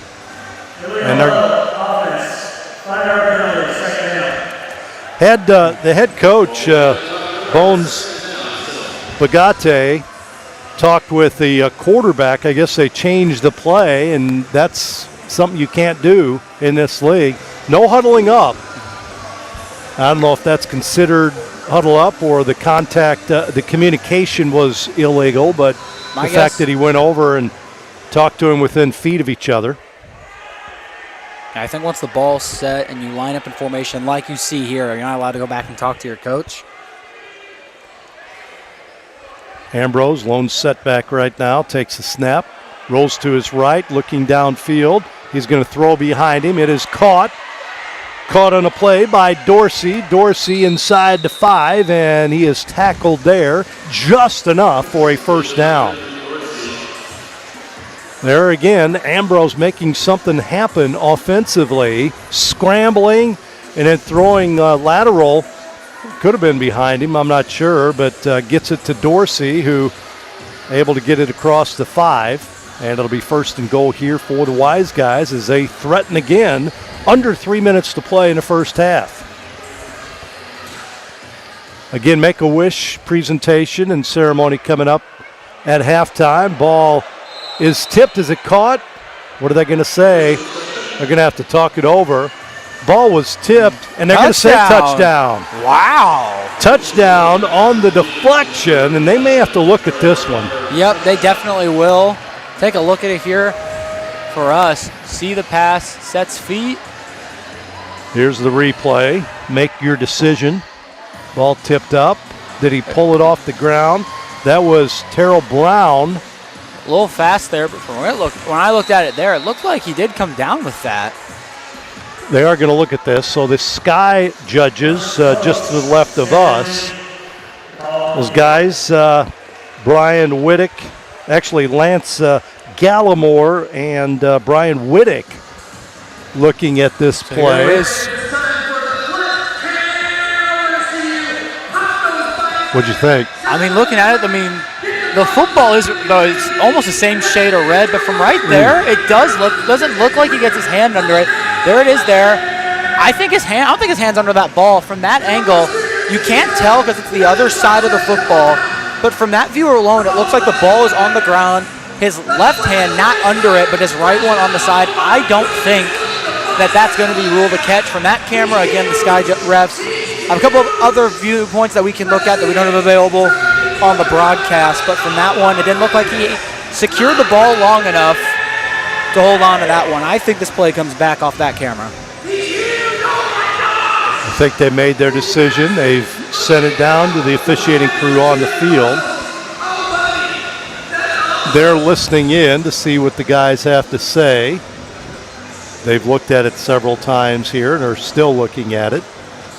And again, I just think that they're just trying to see if he can get it, his hand under the ball, because if he's able to keep his hand under that ball in the end zone, it's going to be ruled a catch and obviously a touchdown. But another thing I do want to point out is the white and red of the football. The red, very similar to the same shade of red turf in the end zone. So that is going to kind of alter it because you can't really get a good tell if the ball's really on the ground or not, because it's almost the same shade of red from at least the camera we saw looking at it. So very interesting to see how they're going to go about this. Still looking at it. I'm Here surprised. it is again from a different angle. Drops it on the ground. Let's see here. There's his left hand. I'm going to look at that one more time. Here we go. Left hand on the ball, then rolls. Doesn't look like he has it there. His right hand doesn't look, it's not, his right hand isn't under it. His left hand towards the end did, but it's the in between right about there. It didn't, from the way the ball's moving, it doesn't look controlled. It looks more of just of a free fall. From that spot there, you see it right there, that little bit of a white sliver, I think could be his hand. This is a close one. That right there on that frame, his hand is under the ball. This might be a catch. Well, I'll tell you, to me, it's inconclusive. I don't think anything, if they called it a touchdown, it's going to stay a touchdown. I don't think that play, what they see there is enough to overturn it, so I think it's going to be a touchdown. I would have to agree with you on that one. Again, this is the original angle we saw it at. From that angle, it looks like the ball spikes onto the ground, but from the one we just saw, it looks like his hand gets under it. Incomplete. And I'm assuming the reason behind it was when on that second camera angle we saw, the movement of the ball did not look controlled. It was very jarred. It was moving in a bunch of random directions. I don't think it looked like he had enough control of the ball, which was enough to overturn the call. 24-18, 2:20 to play in the first half. Ambrose has his team ready at the 5. Motion man, right side, flag. I think he was over a little bit early. You're going to throw it up in the air. It is caught for a touchdown. Jumping up was Dilworth, one-handed touchdown, but a flag, and I think that may have been the quarterback going over the line of scrimmage. Yep. And that one's going to hurt for Aaron Dilworth. Oh, boy. See where the Look at that Catches catch, the though. ball. What a Goodness catch. gracious. Yeah, line of scrimmage on the 6, jumps over on the 5. Definitely a penalty. But nonetheless, what a snag from the 6'3" Aaron Dilworth. What a play. 2, 1 an incompletion, 1 a penalty. 2 tough breaks for Hot Springs, but So we're going to look at this one, too. I think so. Let's go back to that replay we just showed if we have it. The marker looks to be from looking vertically. We're looking to the far end of the building. It looks to be around the 6-yard line. If we have that replay if it was again. 6. If we have that replay again, I'd love to go back to it. But from what I saw, it did look like he crossed the line. It's the white hat, Byron Pearson, right now. At the 6. It would have been at the crossover at the 9. Yeah, so that's what they're looking at, his foot, because it looked like he definitely stepped on the 5. If the marker was at the 6, boy, the flag right there. The flag came way early. Yes. So false. I don't know what they're looking at then. So it had nothing to do with his. It looked like they said it would be a false start. So we'll see what happened. I don't know who the original false start would have been on. So I guess they're checking to see if if whoever was actually jumped before the ball was snapped. So you see him huddling up. 2:08, we're just about at the 2-minute warning, and we'll have a break coming up at that point. Reviews and penalties have had this last 5 minutes of this quarter slow down a bit. However, if you're the Lunkers, this is an important drive. You're able to get a stop here. You have to work the whole field, but you do get the ball to start the second half. So this is a very important drive for this defense. Have to get a stop here. Give your boys on the offensive side of the ball a chance to try and tie this game with the ball at the half. But it also means that if you are able to score, you're able to come out and score the next one. You have a little bit of insurance to make sure this lead doesn't grow even more as what it is. The furthest lead has been 12. So again, it was thrown at the beginning of the play. Snap. You see the white cap looking towards, it looks like from that angle he's looking right down the middle, or if not to the left side of the field. I don't think from that angle I can tell what is really going on right here. So one runs across. I mean, from that there, I didn't see anything jump. We'll watch it again. Nope. I'm just wondering how they can look at a penalty. I mean, it's a penalty, or they're not looking at that, right? I mean, if it's that, they already pulled the ball back from what it would have been. So if it was throwing over the line of scrimmage, I don't really know what the flag at the beginning of the call was for. A lot going on here. I'm not really sure of all what they're talking about now. A lot of factors as the Sky ref still deliberating. Only about maybe 20 feet to the left of where I sit. So the penalty will stand. Not really sure what for, but it does stand. So now Hot Springs goes back to the 9-yard line.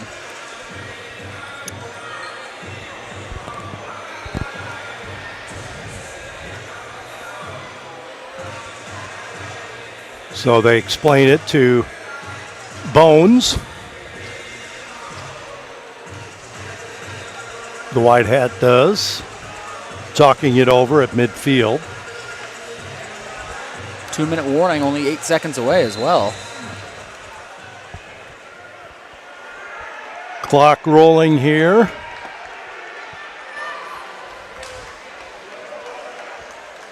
Here's the snap, and this will be Ambrose up the middle, trips forward inside the 5, down to about the 1, and that'll take us up to the 2-minute warning.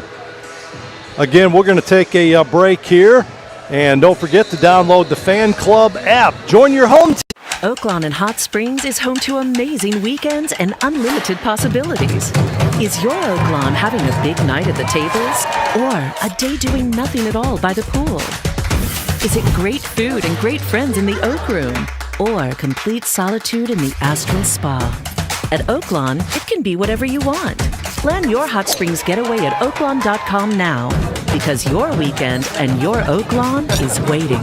This is my Oaklawn. What's yours?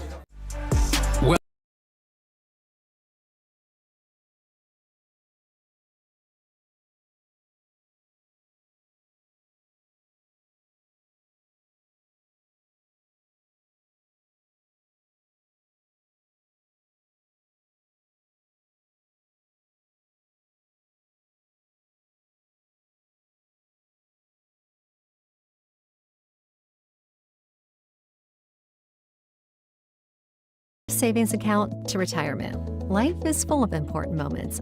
Our modern banking solutions make managing your finances simple, so you can focus on the moments that matter most. Simmons Bank, proud supporter of the moments that matter.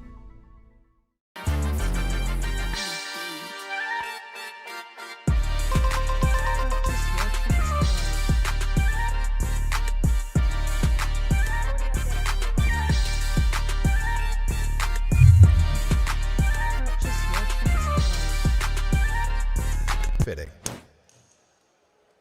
Simmons Bank is proud to be the official bank of the Ozarks Lunkers. From your first savings account to retirement, life is full of important moments. Our modern banking solutions make managing your finances simple, so you can focus on the moments. Simmons Bank, your Back at the tackle box, the final 2 minutes of the first half. Wise guys moving downfield. Ambrose has his team inside the 5 at about the 2-yard line here. He's already accumulated over 200 yards of total offense unofficially in this first half. He gets a snap, rolls to his right, pitches, and it's intercepted by the Lunkers. Nobody in front of him, and it'll be a score for Ozarks. That is Ewing Jr. from 50 yards, make it 47 yards, and the Lunkers have tied it up here right before half. The second interception for this defensive unit. Just a quick pitch, and great job recognizing the play there, catching up and immediately taking that one. And the moment he catches that ball on a play like that, that's when you jump at the bits at as a defender. You know on a pitch like that, you get the ball, ain't nobody going to catch you, especially on a field as short as this. What a break for the Lunkers. Going from defending to hopefully not making a 2-score game to tying it up in one play. What a defensive effort from the Lunkers to get this one back up. Demisio Ewing Jr. with it was an option play by the Wise guys that was just read beautifully by Ewing, and he rambles in from about 47 yards out. Here's a throw up and over the wall, incomplete, but a flag on the play, and it'll be a penalty against the Lunkers. So 24-24, we have yet to accomplish or complete an extra point in this first half. Each team has scored 4 times, and each team has failed on their extra point attempts. You know, if I was ever a betting line, that'd be one of the really obscure ones you throw in like $5 on just to see if you can make some money off it. Wow, that is really. It's an interesting feat, I'll say that. Don't forget, the Arena League halftime show is coming up. Tim Brown, Riley Underwood.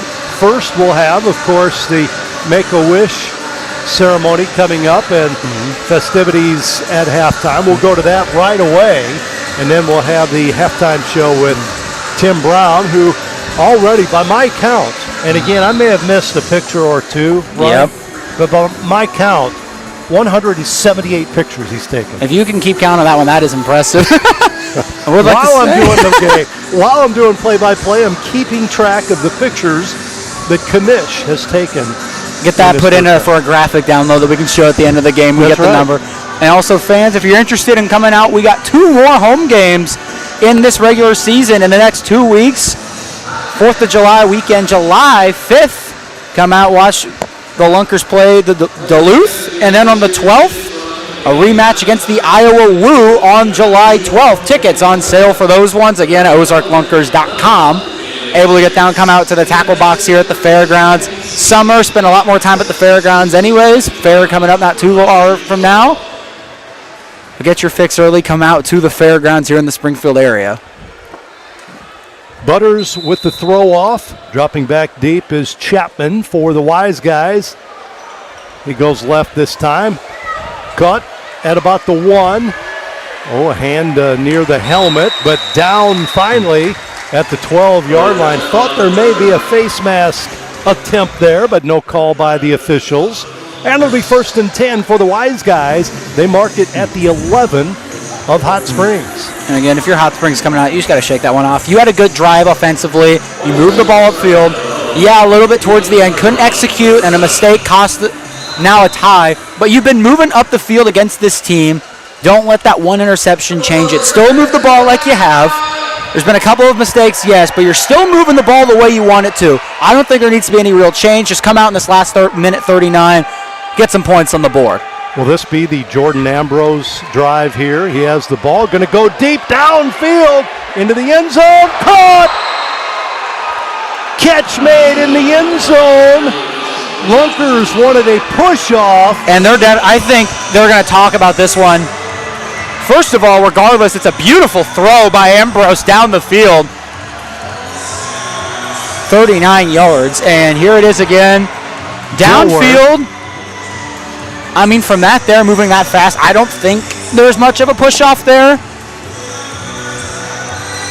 I mean, one thing I will say also is replay makes it a little harder to tell those types of things in live action and live time. But what a throw from Ambrose, and that's how you respond after a play like that. Bad mistake, one play, and you're right back where you were. Great response from Hot Springs. Going to go for one here. Low snap, Ambrose dropping back, rolls to his right, cuts back in the middle, throws it, and we have an extra point.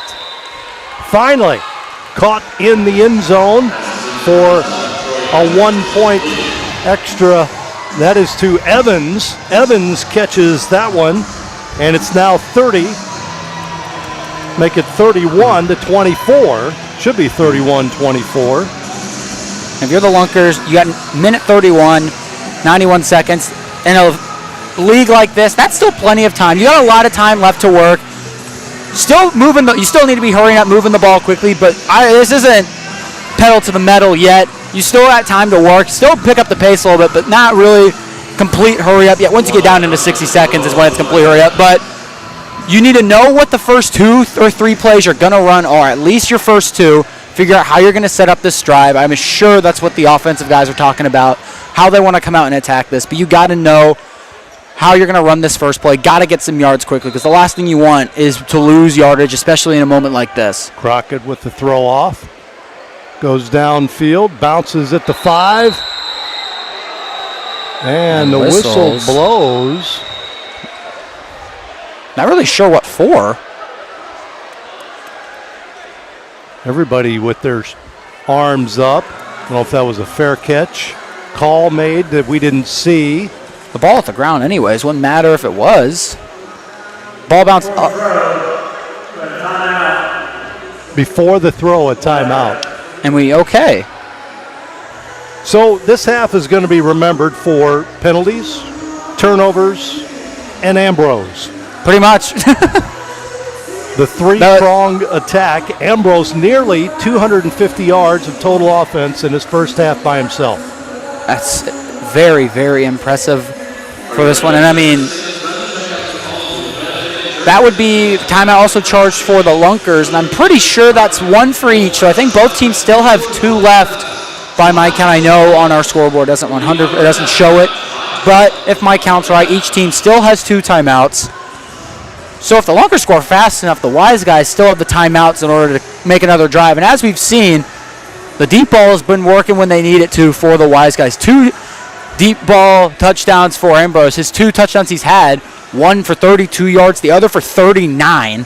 So the deep ball been working for Ambrose. However, the 2 picks, the one blemish on his record right now on the stat sheet. But otherwise, he's been playing very good football.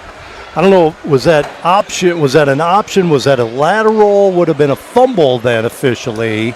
The one that scored wouldn't be a pass. Not really, because it didn't. I'd have to go back and look at it because he was right on the line. So I'll have to see if he did throw it backwards. If he threw it backwards, it'd be a fumble. Right. But still going against him. Still going against him, yes. It would just be 1 pick, 1 fumble instead of the 2 picks. But, yeah, so something I'll have to look at. From our vantage point, it looked like it was just a quick curl route, and he threw it forward. Might be one I have to go look back on to get the official score, or the stats, excuse me. One other thing is the Wise Guys' ability to kind of slow down or neutralize Mackey in the first half. He had one big play, about a 12-yard touchdown run, but you think about what happened last week in the big game that he had against them in Hot Springs. Well, they've really neutralized him in this game. And the few big points he had is when he starts on the line and then kind of comes out as a receiver, but they've been picking up on that well. Had a couple big receptions in the first, but not a lot since. Ball picked up in the end zone again and dropped there.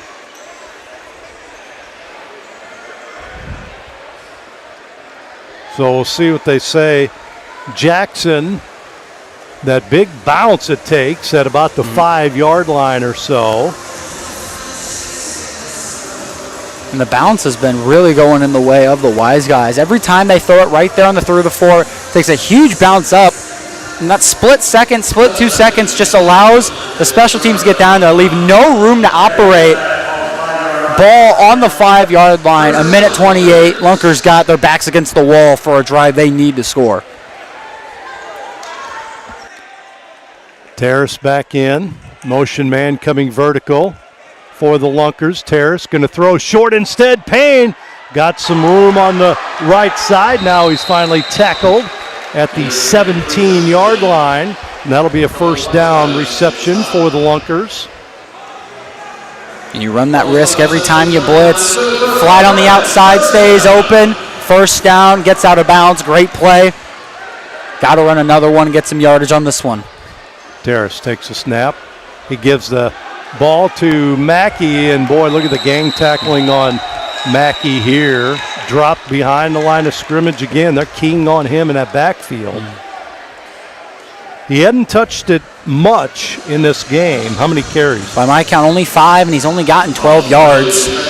And out of those, 3 of those have been for negative yardage. The 13-yard run he had earlier being the one that's really helping out his stats right now. Quick hitter on the outside to Payne. Not much going on there. It'll be a gain of about 5. And we have a timeout here. We'll take a quick timeout as well.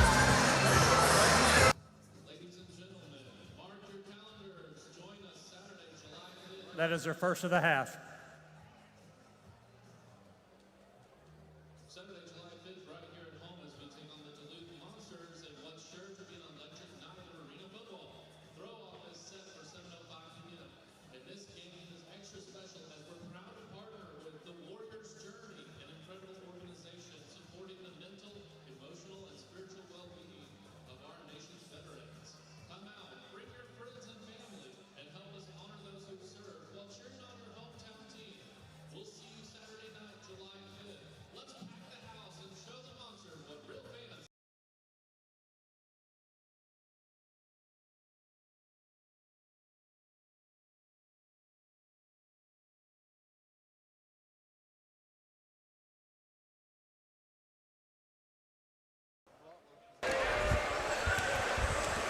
Ready to go here after the timeout.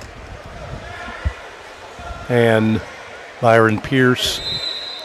24.5 left on the clock. Still 1 timeout for the Lunkers, 2 for the Wise Guys. Snap back. Terrace steps up and is sacked in the backfield.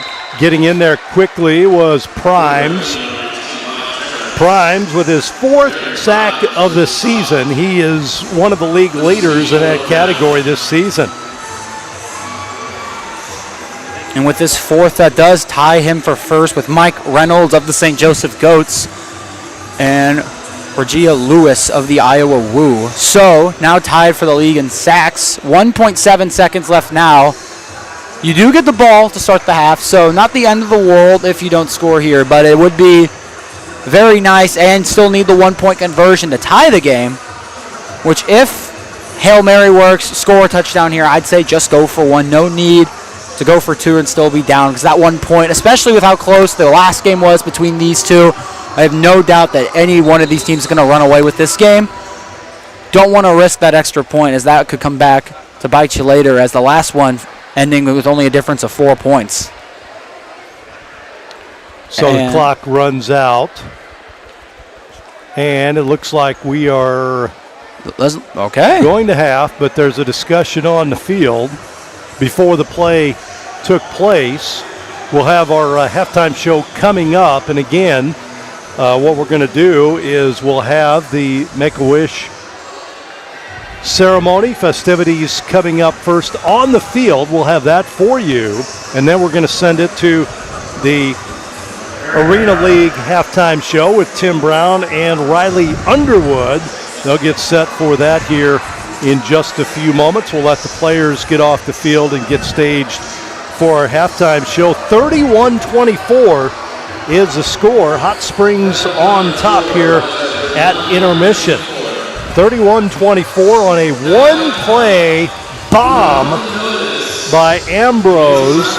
He hits Dilworth in the end zone for the go-ahead score, and an actual point-after attempt was successful after that play as well. 31-24 is the halftime score. So, again, we'll get set here for our halftime entertainment and the Arena League halftime show as well coming up. Fans, don't forget to download the Fan Club app.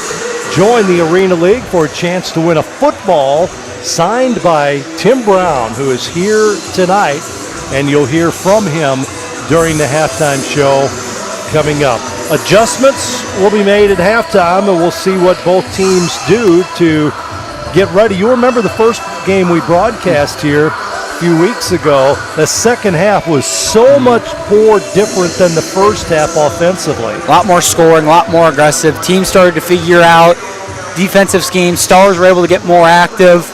Hoping to see that more. That star last game was Boo Smith, former league MVP from last season. Maybe another star will be able to get up and get going in this one. We will see, but games especially like this are won from the halftime adjustments. Normally a catapulting point on how they can adjust the game and adjust the momentum. So again, we have our halftime festivities here on the field. Football is a violent sport, but games aren't just won on the field. They're won in the reps, the recovery, the work nobody sees. Every sprint, every hit, every setback, Cox Health is there. On the field, in the weight room, in rehab. The best never stop working, and Cox Health never stops their support. Strength, speed, recovery. Cox Health Sports Medicine helps power the Lunkers every step of the way. Cox Health, the official sports medicine provider of the Ozarks Lunkers.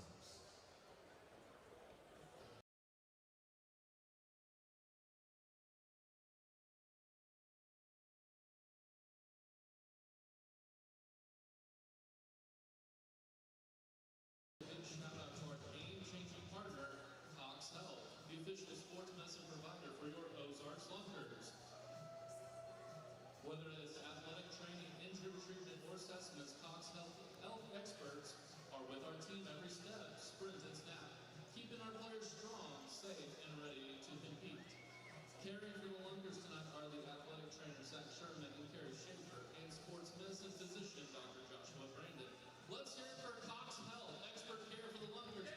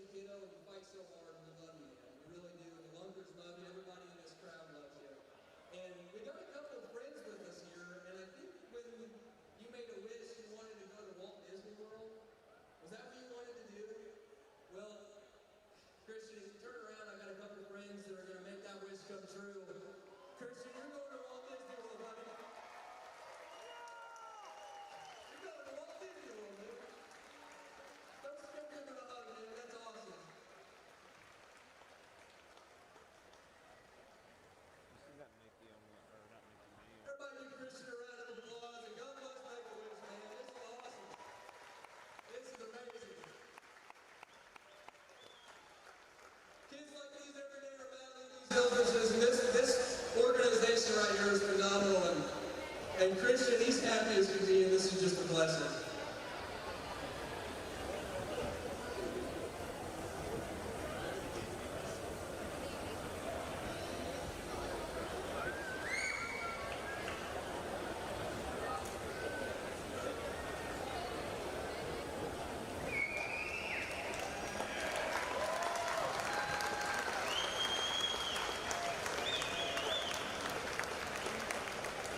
Good evening, everyone. Thank you so much for being here. What an exciting night.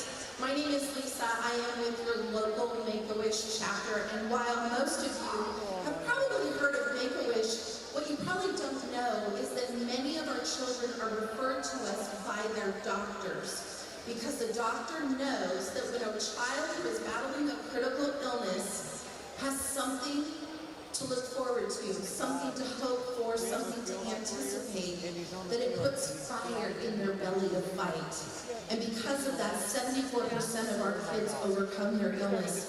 So I want to encourage you tonight to flag down one of those Make-A-Wish volunteers, buy a bunch of raffle tickets. We've got a great raffle package, but even more so, every dollar that you give us tonight is going to go for local wishes here in Southwest Missouri.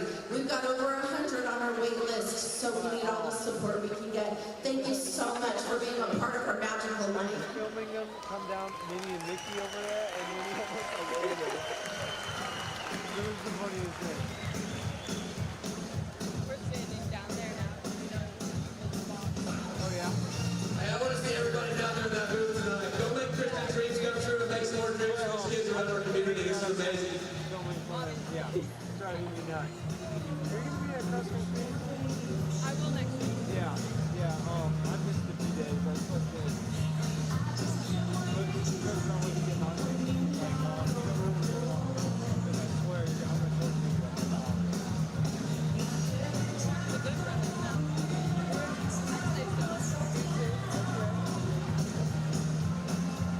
I know I'm still way down here. I'm actually going to have it in like 3 seconds.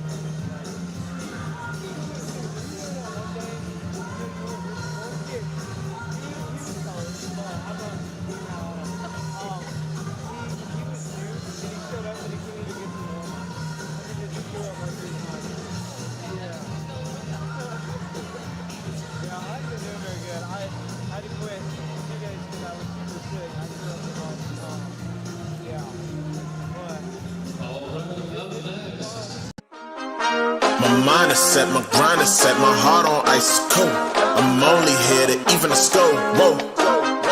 My mind is set, my grind is set, my heart on ice cold. We're down right now, but did it before. Whoa. See from here we going up. Made the call, I shown up. Now the game is on up. Say my name is blown up.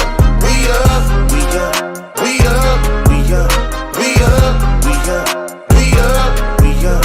See from here we go.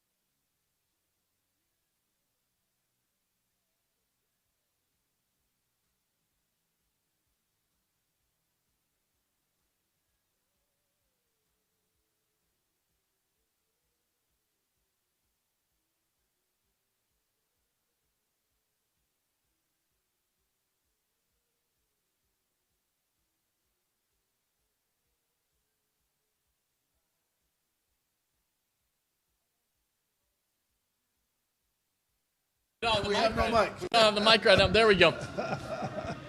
So when we're talking about Jordan Ambrose, he's been pretty dynamic on that end for the Wise guys. He has 3 rushing touchdowns, 2 passing touchdowns. He does have 2 interceptions, though, as well. And that big one was returned to the other end zone by the Lunkers. But for them, I mean, you were talking about it to the game. Just run behind big number 77, Kyle Lester, and he's your blocker. Now I know why he's leading the league at the quarterback position in rushing, because when this big boy gets to going up the field, nobody wants to jump in front of him. And if the big guys for the Lunkers can't get him, those small guys are not trying to stick their head in that big guy coming. So it's a problem for the Lunkers at this particular point, man. It'd be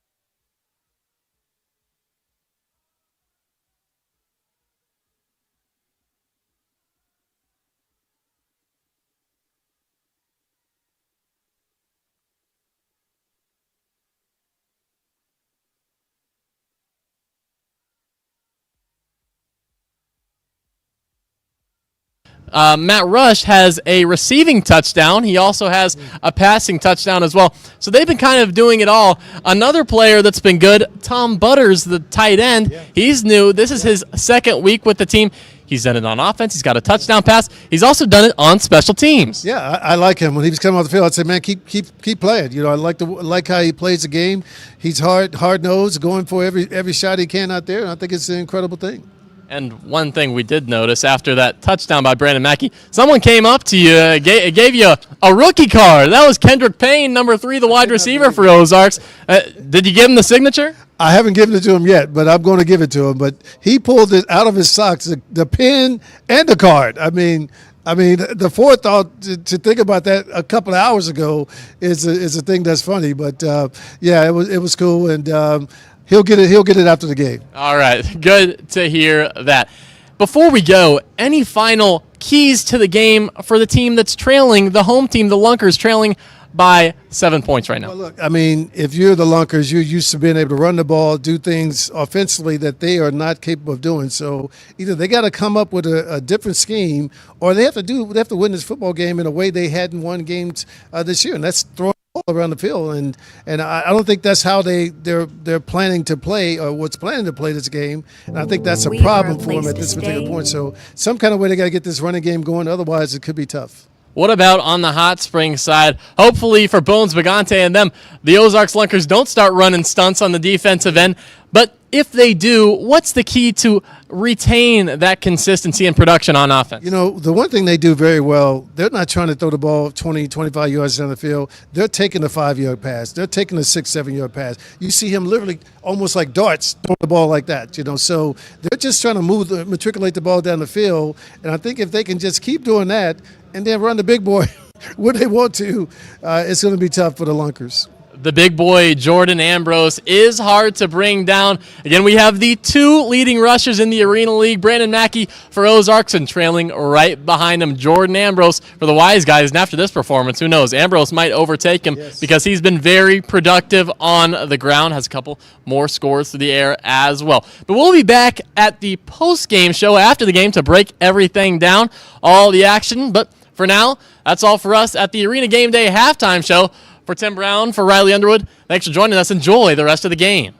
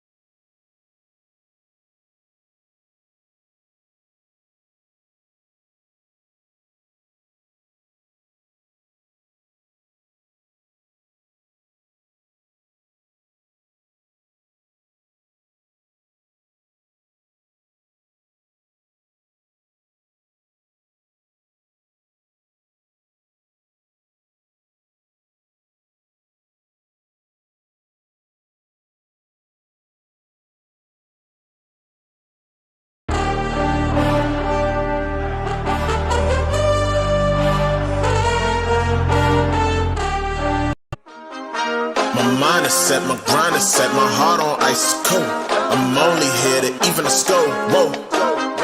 My mind is set, my grind is set, my heart on ice cold. We down right now, but did it before. Whoa. See from here we going up. Made the call, I shown up. Now the game is on up. Say my name is blown up. We up, we up, we up, we up, we up, we up, we up, we up. See from here we go.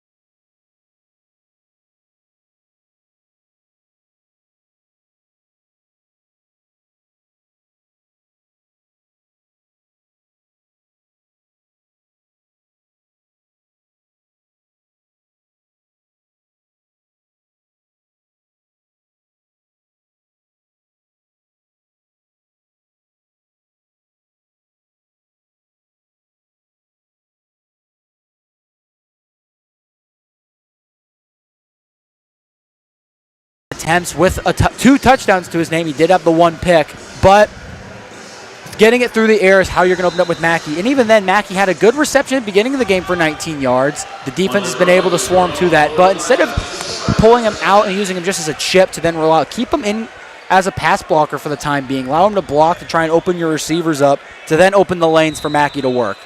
Crockett will have the throw off here for the Wise guys. Gets his arm into it. Ball bounces. Still down and may have been recovered by the Wise guys. I think they have recovered that ball. Took an odd bounce away from the return man, Jackson, and then recovered by the Wise guys. And looks like they're going to take over inside the Lunkers 5, leading by a score of 31-24. Well, we welcome to the microphone now part of the Arena League official staff, Riley Underwood. You saw him at halftime. You saw him during the pregame show along with the commish, Tim Brown. Riley, welcome to the mic. I appreciate you. Thank you for... There we go. I appreciate you. Thank you for having me up here. It's good to be in Springfield, Missouri for a Lunkers game. This is your first and I guess your first trip to Springfield for a game, but your last venue you've been to in the Arena League, correct? That's right. I mean, we're just checking them off, and boy, you almost see a beautiful catch by Aaron Dilworth. He's good at those one-handed grabs. But yeah, we're checking them all off the list, so this is our last one to check. I mean, you know what they say, save the best for last. I don't know about that. But yeah, it's good to see all the different venues, and they've got a good one here in Springfield. After the fumble recovery by the Wise guys, first pass by Ambrose, a little too tall that time for Dilworth. Second and goal here for the Wise guys. A game just like last week in Hot Springs, back and forth. That one went as well. Ambrose has put on a show in this game, though, with nearly 250 yards of total offense. Here's the flip right side, trying to get in is Lou Dorsey, and he does slip through. It looks like they may be down. What are they going to say here? He's going to be down into the wall over there at about the 3-yard line. Hot Springs has some big targets on the wide receiver spot. They got Aaron Dilworth. They got Lou Dorsey. Those are big guys to bring down. Absolutely. And talking about a big guy to bring down, Ambrose, he is very tough. Even though they've got the new running lane in the league this year, he is still very tough to bring down. He'll bulldoze right over you. He will. So talk about we got a little timeout here. Talk a little bit about the Arena League. your first year with the league, or? Yes, sir. Yes, sir. First year with the league. It's been a good one, expansion, and I think they're trying to expand on the broadcast too. So, brought me in on that side and get to travel to the game of the week, Arena Game Day game of the week each week. And so, today we're in Springfield for the Lunkers game and the Wise Guys, a rematch from last week. I was telling my broadcast partner, I've got a great view of you in the commish, and he signed 178, took 178 pictures in the first half. So. You were keeping track. Oh yeah, keeping track. We have an over/under on how many pictures he's going to take. What's the over/under right now? 400. 400. All right. Yeah, well, so. He's got some ground to make up then. Joking about that, but yeah, just accessible for the fans. Nice to have a guy like that, and of course you get to work with him every week. Yeah, Tim's a stand-up guy, real down to earth, and of course he's knowledgeable about the game, having played it, being a Hall of Famer, Heisman Trophy winner. So it's good to be around that and have that kind of presence around the league. Really helps it out, brings legitimacy to the league too. Absolutely. Second and goal now for the Wise Guys. Ambrose, motion vertically by Evans. Ambrose rolls to his right, fires it into the end zone, and it is caught for a touchdown from 3 yards out. Looks like Dilworth again in the end zone for, see if that was him or Chapman, but anyway, a 3-yard scoring strike. Terrell Brown with the reception there. Should have had the binoculars on the far side of the field, but a score nonetheless. And Ambrose just continues to put up numbers in this game. Passing, running. Oof. Unbelievable. They're going to go for one here. Ball marked at the 5-yard line. In tight. See what they do. Evans in the backfield. Ambrose looking away. He's picking up the ball at midfield. He's going to fire one over the wall and into the stands, and that's about all he could do as L. Tyser was running him down defensively there. So no extra point, but it's 37-24 now. Wise Guys on top of the Lunkers. Now, something else I like about the league, when you get the ball thrown to you in the stands, you're going home with that ball. We've seen it when we were I remember in Hot Springs, we were there week 1 when they played Eau Claire. They had fans taking laps around the stadium after they caught a ball. They were just maybe even more excited than after a touchdown. I know there's several Hot Springs fans here tonight. Came by bus, I believe, and others by car just to watch their Wise Guys play. That's a very entertaining first-year program in Hot Springs and a great market for you guys. Definitely. Getting to go down there, they got a good fan base early on. Even their first game ever, they had a pretty impressive crowd. They're bought in down in Arkansas. Crockett with a throw off inside the 5 and wrestled down at that point. That's where the Lunkers will take over. Great special teams work by the Wise Guys defensively. That throw off can be very entertaining at times, both offensively and defensively. If you throw it right, you can stop the run back. But boy, if you get a couple moves and a couple of defensive issues, you can run it back, and that can break a game wide open as well. Special teams are special. Almost every game now, the past few weeks, seems like you're seeing something return for a touchdown, and that's about as exciting as it gets. Terrace back at quarterback. He's in the end zone, takes a snap, rolls to his right, looking downfield. He'll throw it straight ahead, but throws it behind Greer, who is running a fly route down the right sideline. Incomplete. Will bring up a 2nd and 10 here for the Lunkers. So what do you think of this facility, the final one that you ventured to this year? It's nice. It's big. It's brand new, which I like. I'm a fan of the... you got to keep it new. You got to respect the tradition, but hey, if you're going to build a new stadium, might as well play in it. Absolutely. They call it the tackle box. That's what they say? Tackle box, yep. Mackey gets the handoff here. They have had a good defensive scheme against Brandon Mackey in this game. Gets it over the 5 to about the 8-yard line where he stopped. Mackey's put up some very big numbers this year, but tonight the Wise guys have done a good job on him. Yeah, Bones Bagante and the Wise guys, they game planned for Brandon Mackey, the running back, and that's been very evident in this game. Haven't let him do much. Terrace takes a snap, looks right, fires right. It's the big tight end who is able to get through. Tom Butters with the catch, and he is hit into the wall on the right side. That wall is interesting, just like a hockey wall. It's got the padding there, but sometimes that doesn't figure in a lot. You can see some injuries there, not a lot, but it's certainly fun for the fans that are leaning over the wall. Get out of the way. Handoff to Mackey again going left, and he's going to be gang tackled right at the line of scrimmage, maybe a gain of 1 on the play. Exciting for you to see some of the players coming in, the new players, checking out the background on some of those guys?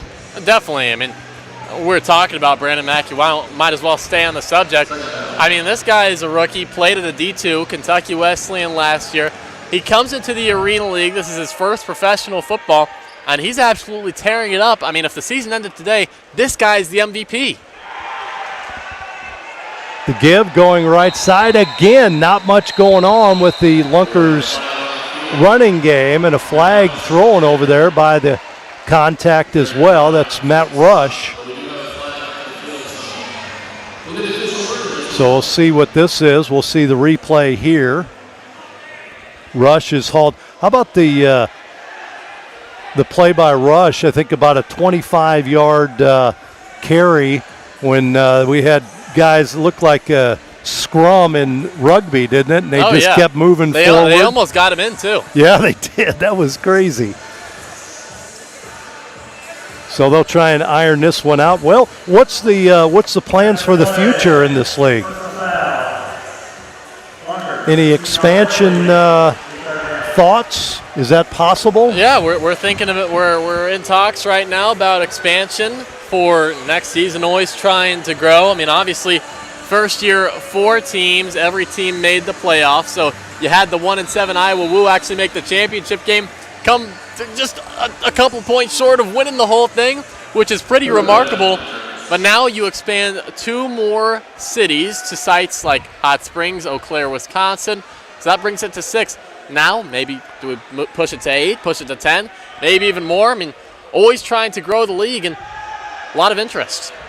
Quick out, double pass, downfield, but it's incomplete by the Lunkers, intended for Greer on the double pass from Rush. Had Greer open, but he overthrew it just off the palm of his hand. Here's the pass.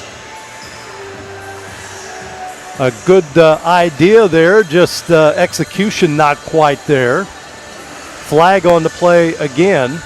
Yeah, you look at the teams. If you look at a map, I mean, it's right in the middle of the country, isn't it? Yeah, From you're Hot up Springs, and down there, right? Yeah, north-south. It just, I don't know where you'd go from there, but it's just a great-looking map, just right in the middle of the country.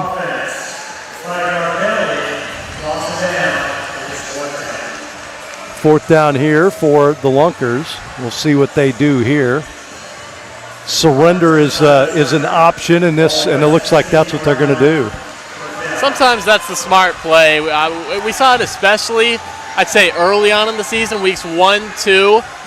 We're going for it every time. Fourth down, I mean, no one's surrendering. But now when that backfires on you a couple times, you give it to the other team. They only have 5 yards to go. You decide maybe surrendering might be the safer option. It's not the attractive option, but it's the smart one sometimes. Riley Underwood is our guest. He's with the Arena League, and you see him on the pre-halftime and post-game show along with Tim Brown. Has that been fun for you? Oh, yeah. Yeah, it's great traveling around, getting to meet all the friendly faces at all the teams, getting to travel with Tim. Ambrose gives it to Evans up the middle. He goes to the turf as he crosses the 15, down at about the 18.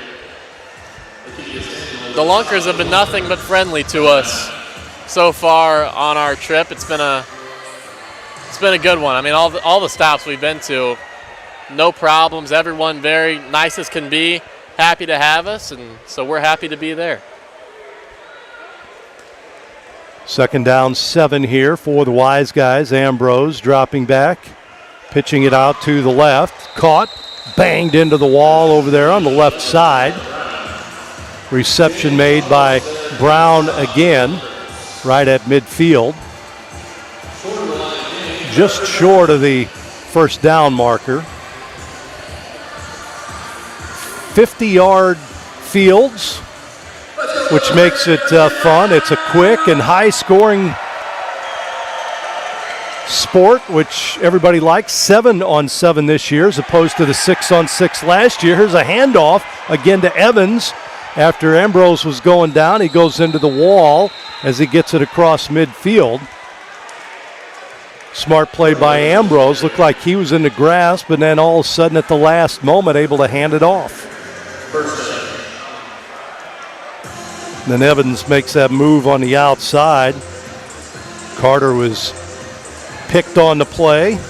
He saw a few too many red jerseys right in front of him to keep going, just packed himself into the boards. Snap back to Ambrose again, rolling to his right, up the middle. He's got that running room there. Cuts outside and is finally tripped up on the play by Daniel. Daniel with the tackle made, but a few more yards offensively for Ambrose. He'd be knocking at the door of a Arena League record for total offense here in this one. Big boy, tough to bring down. Especially when you're running behind number 77, Kyle Lester. Throws it into the end zone, wide open. Breakdown defensively by the Lunkers. Catch made, nobody around that time. Dilworth with the catch.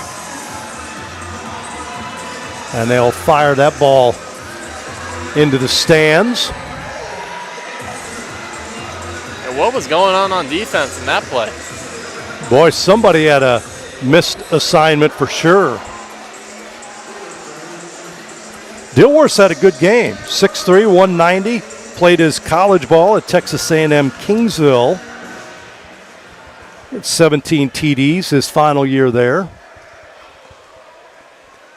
Ambrose cuts up, sidesteps, throws it into the end zone high, and again trying to get the carom, but not able to bring it down. The extra point no good that time for the Wise Guys. We'll see the replay here. That jump ball, that's a big play in this league, isn't it? Oh yeah, especially when you have the likes of Aaron Dilworth on your team for the Wise Guys. Yeah, that's exciting. We've seen players flipping over the wall, hanging on to it. You're not hanging on to the wall when big Brock Carter comes launching at you for the Lunkers. So what's next for you? What you've been to all the arenas, all the facilities. What do you do now? Well, from now on, we're just going to the game of the week. So wherever the standings and the schedule takes us, that's where we'll be going. How many in the league office these days? How many in the league office? I mean, we have our core. We got Mr. Tim Brown, the commissioner. We have Ronnie Davis, our deputy commissioner. Mike Cuban, our director of officials. Of course, our league owner, Jeff Holmes, as well. Ball bounces up, picked up by the Lunkers. Trying to get some running room. Gets out and across the 10 to the 15-yard line. Something out of nothing that time for Ozarks. And a return. So they'll have it. It's trailing now 43-24. Last week it was 45-41. Lunkers beat the Wise Guys. A little different game this week. Isn't it funny how a couple adjustments here or there can make all the difference in the world? Sure is. I mean, one thing that's been inconsistent for Ozark has been the quarterback. I mean, they kind of switch it up. You got Mike Terrace coming in last week, and then you have the familiar face and Matt Rush, who scrambles out. Throws it deep downfield, a pass intended for leading receiver Kendrick Payne for the Lunkers, incomplete. Yeah, Rush has put up some pretty solid quarterback numbers. He's a guy that can do a little bit of everything. The first week he was playing nothing but defense. Then he's been switching off at quarterback and wide receiver. He runs with the football.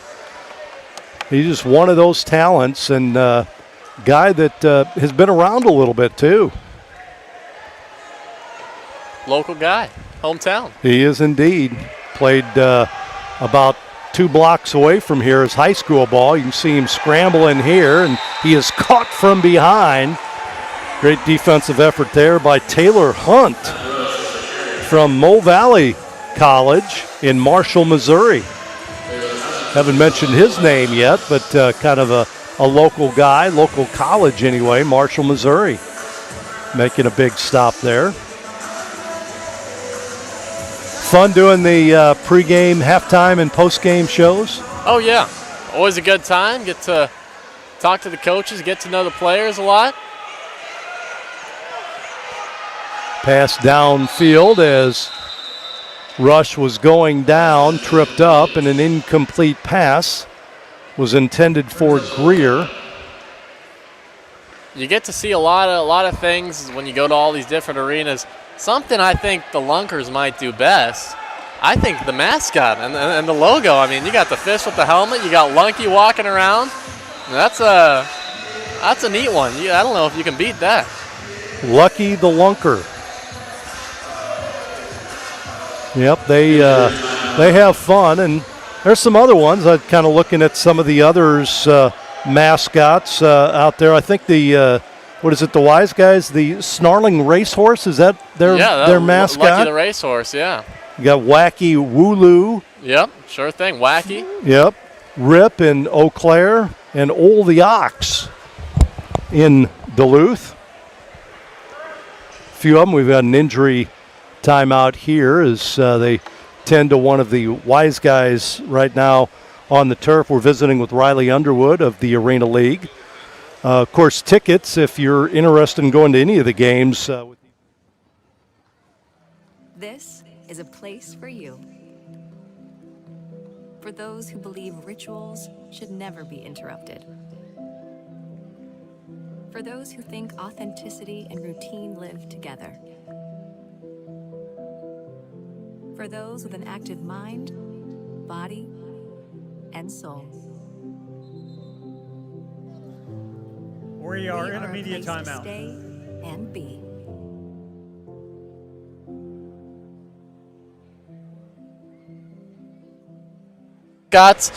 You're up close and personal. You got the halftime entertainment, pregame entertainment. It's just a family fun experience wherever you go. And some special sponsors. Make-A-Wish was featured at halftime here, but you've got some regional and some big-time sponsors helping out along the way as well.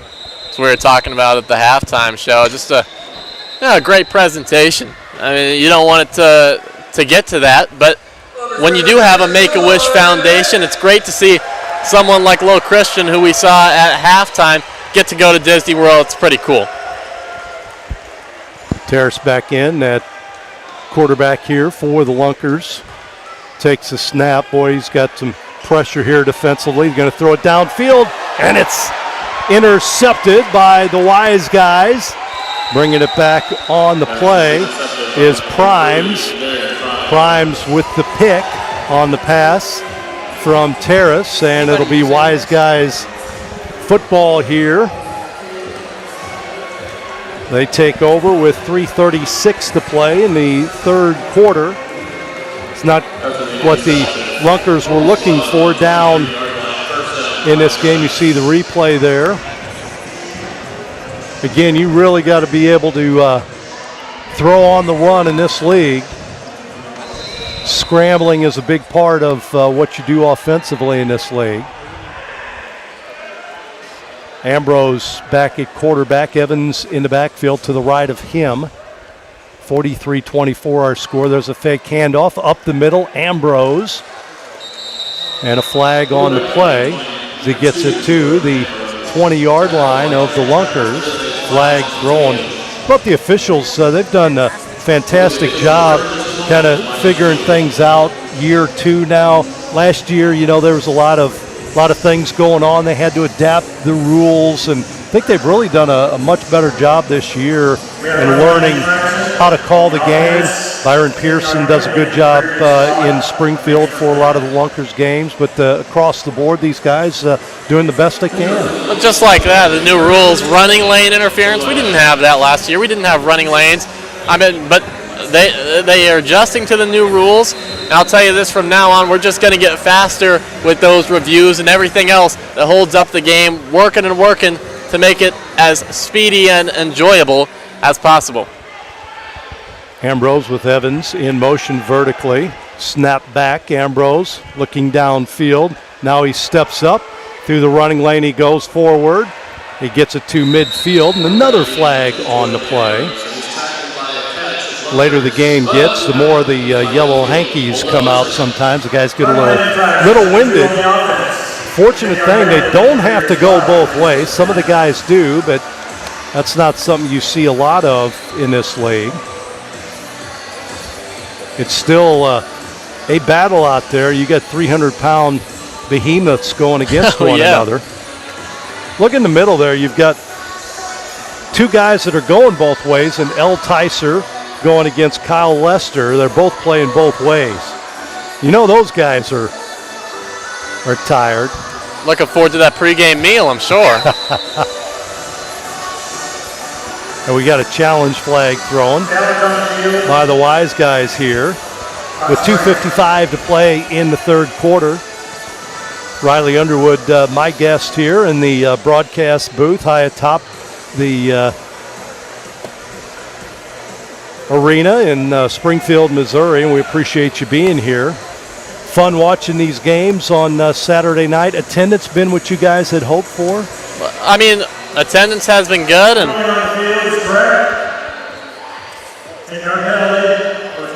always looking to improve with our promotions and everything, but we've been happy with the fans. We have dedicated fans that come out. I mean, saw in St. Joseph at their first home game ever after they moved from Kansas City. There's people up cheering, yelling. They got their merch on. There's never been a Goats game in St. Joseph before. These are dedicated fans that come out, come to every game. So we see them, we say hi, we meet them at every stop we make. So it's good to see the Arena League fans. And that's what the league tries to do, not necessarily going for the huge markets, but trying to be more the big fish and more the medium-sized markets. More eyes on them. Well, the Lunkers like that, the big fish. Exactly. Snap back, Ambrose rolls to his right, looking downfield, deep, throws it, man open, and caught in the end zone. Another perfectly placed pass by Jordan Ambrose. And a big catch downfield for Aaron Dilworth. My gosh, those two guys have combined. They have had quite a game here tonight against the Lunkers. Yeah, you can say that again. I mean, Dilworth had 5 touchdowns coming into the game. He's almost matched it. He has 4 today alone. Unbelievable performance. Give you a chance to tell us about the social media that you guys have. A lot of ways that people can find out about the Arena League. Sure thing. We're on it's the Arena League pretty much on everything. You got Instagram, you got Facebook, you got YouTube. What a grab by Troy Evans at the corner there. A flag comes out. We're partnering with Fan Club this year, which means you can download the Fan Club app, register to win all sorts of prizes. You get football signed by Tim Brown. You can come down and watch it with us in the VIP box. You get to come to games for free, win signed jerseys by the players. I mean, it's pretty incredible everything you can win there. I mean, I get all this stuff, but I want to win some myself. I mean, I'm cutting in line for pictures with the kids and the mascots. I mean, they're telling me to get out of there, and yeah, it's good stuff. And Fan Club has done a good job. A lot of interaction with the people off that, and I know the social media. You got a lot of different social media addresses that people can go to. Facebook, one of them. The key to a great toast. Yeah, absolutely. One thing they haven't. All these Tim Brown signed footballs, they haven't asked me to sign a football to enter in the raffle yet. I think they're waiting for the playoffs for that to happen. I'm just not sure. If anyone asks, we'll get that going for you.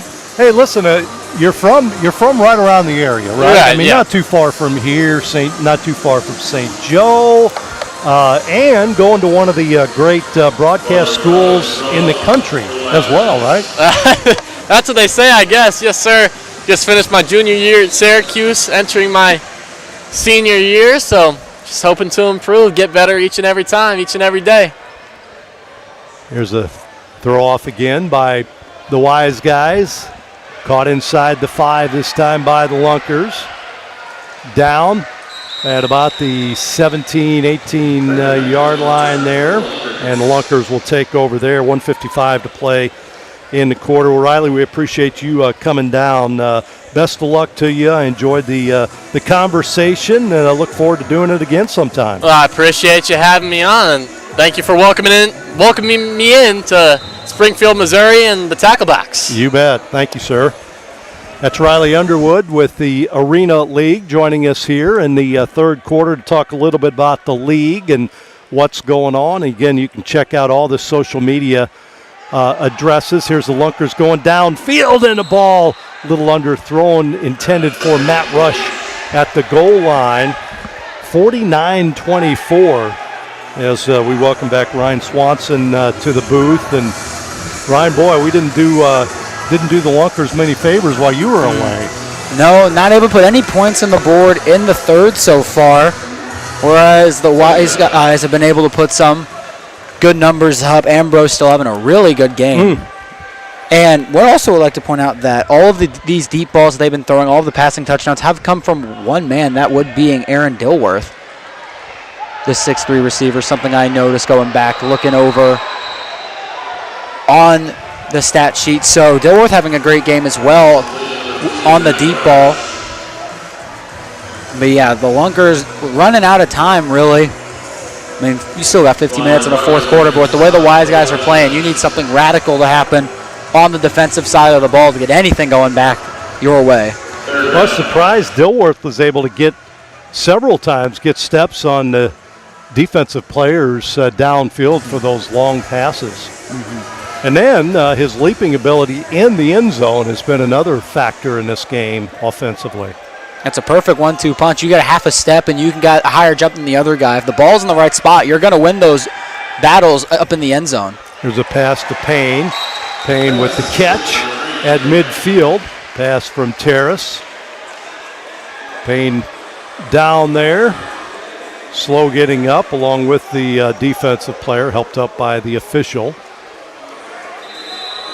Been a rough offensive game for the Lunkers in many respects. Again, we've talked about it. The Wise guys have done a sensational job holding down, and we have a timeout here. We'll talk more about that when we come back. Fourth quarter coming up. We'll take a break. Again, make sure you don't forget to download the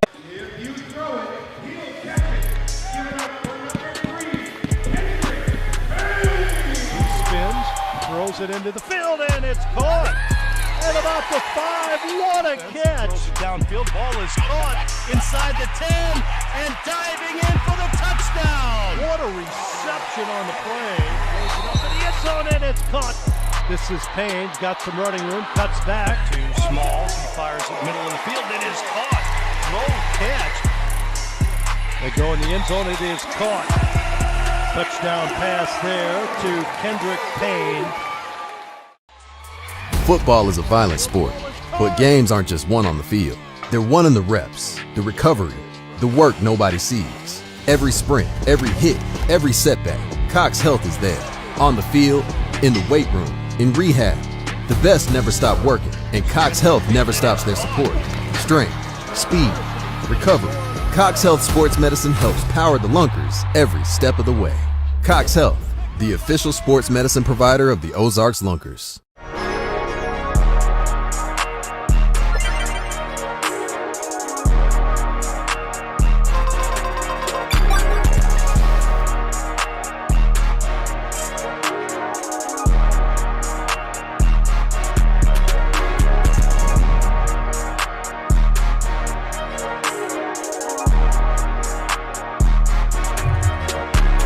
quickly, but you got to hold the other team, get the football back, and score quickly.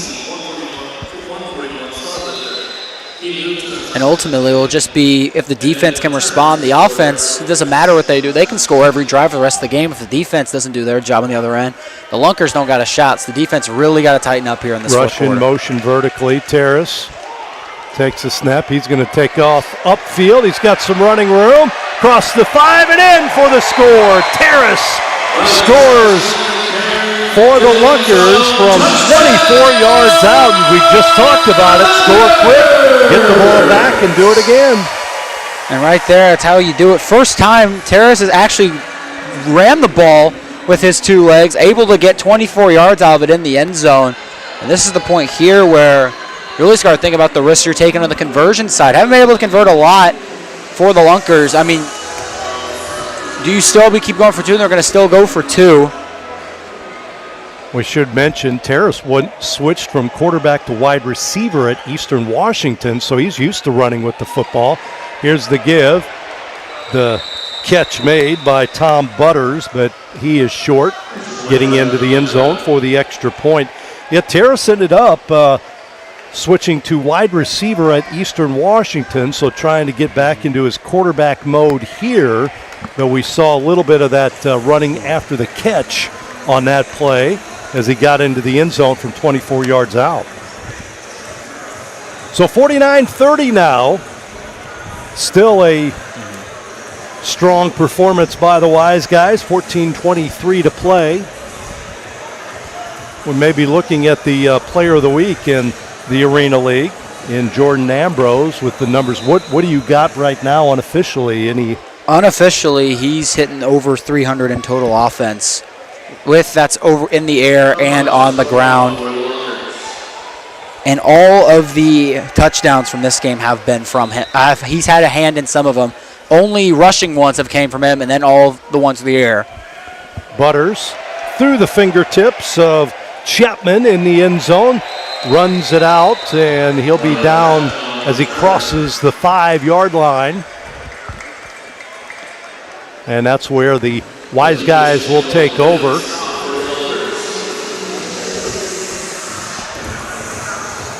Yep, this is the game of the week in the Arena League. The commish and some of the personnel, the league personnel here for this one, Tim Brown.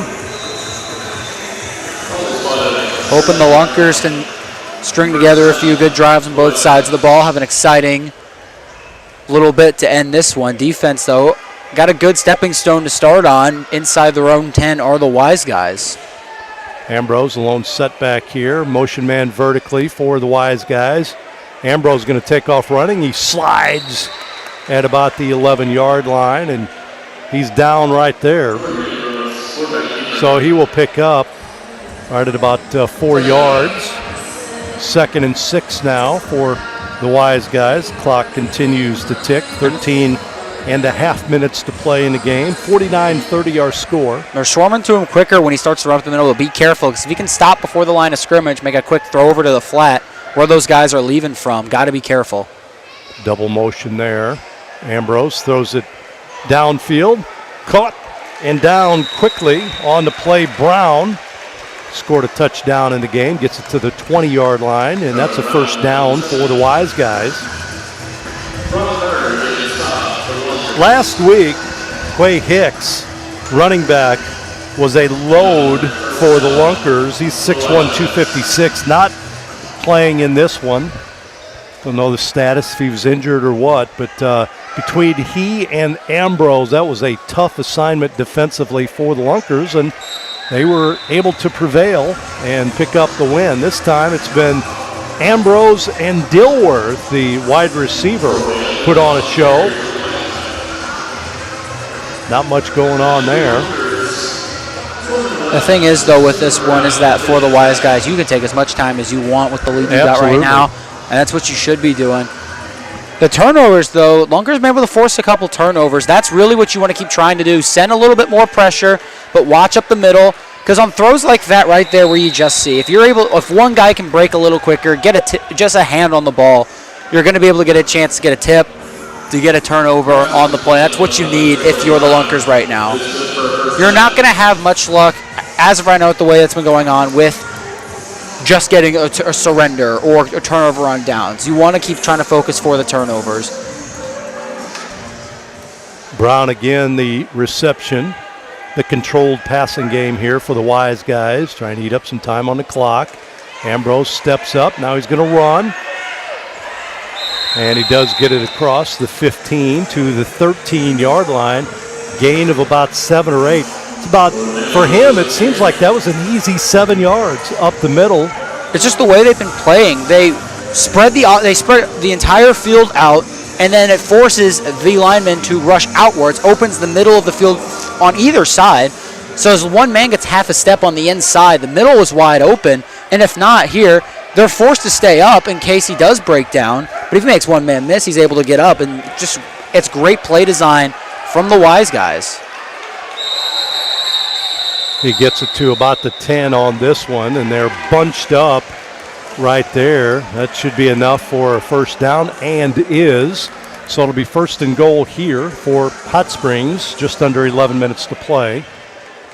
I was saying earlier, though, the Lunkers have had a turnover in this type of territory once tonight.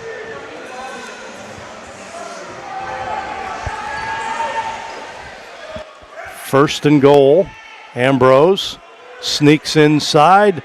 He's going to get it down to about the 6-yard line. That's about as safe a game as you could have offensively. Just keep it in the hands of number 2. He eluded one tackler in the backfield. Shot past him. He's tough to bring down one-on-one.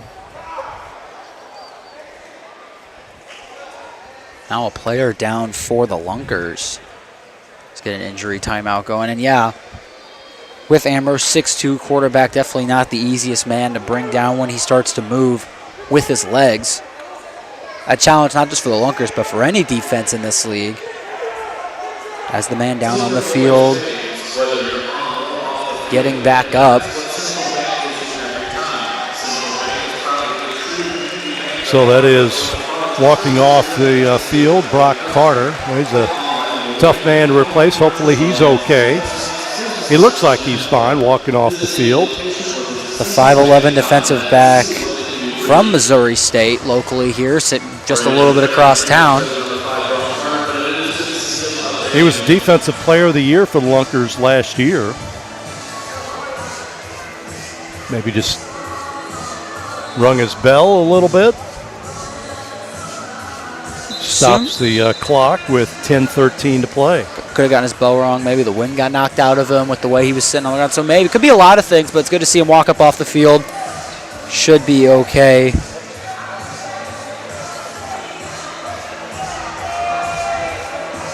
Second and goal, football at the 6 for the Wise guys. They lead it 49-30 and knocking at the door again.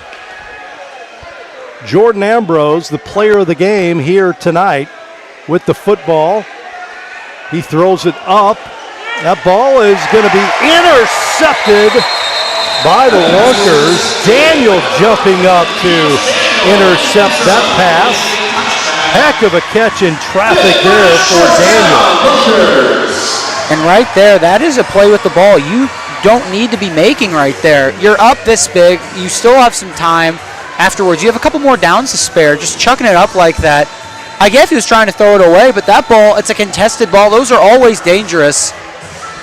And a costly mistake, and the Lunkers get a bone out of this one and maybe a chance to go down and score, make this a little closer. Well, they scored quickly on the last possession. See what they've got here.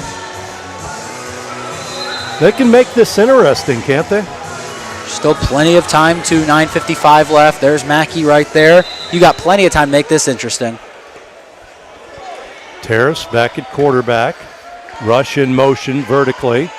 It's going to take off deep. Terrace. Yep, got a flag out. Throws to Mackey. Mackey at midfield. Tripped up at the 25, but a flag in the backfield. And another one in the secondary from the far judge, so we'll see what we got. We got 2 of them. Officials will discuss this here. So the first one will 100% be on the Lunkers coming off the snap in the backfield. However, if the second one is on the Wise guys, it will be interesting if they offset. We will see. It was thrown right about there as the tackle was going down. Couldn't really make out what it was. I think possibly Rush went over the line of scrimmage a little too early on his motion. On Both the against defense. the defense.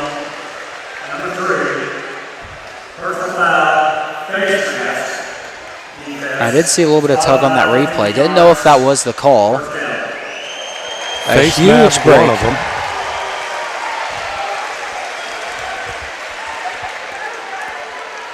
And that should add on. Yep, add on the end of the play. So now the Lunkers knocking on the door. Yep, football at the 11-yard line of the Wise guys. 9:40 to play in the game. 19-point lead for Hot Springs. A give to Mackey up the middle. Gets it to the 6-yard line, and he's leg tackled there. 5 yards up the middle. You're still outside the 5. You can still run that one again. Outside the 5-yard line. Mackey to the side of Terrace in the backfield. See the linebacker slowly starting to pinch in. Here's a pass, wide open in the end zone, caught.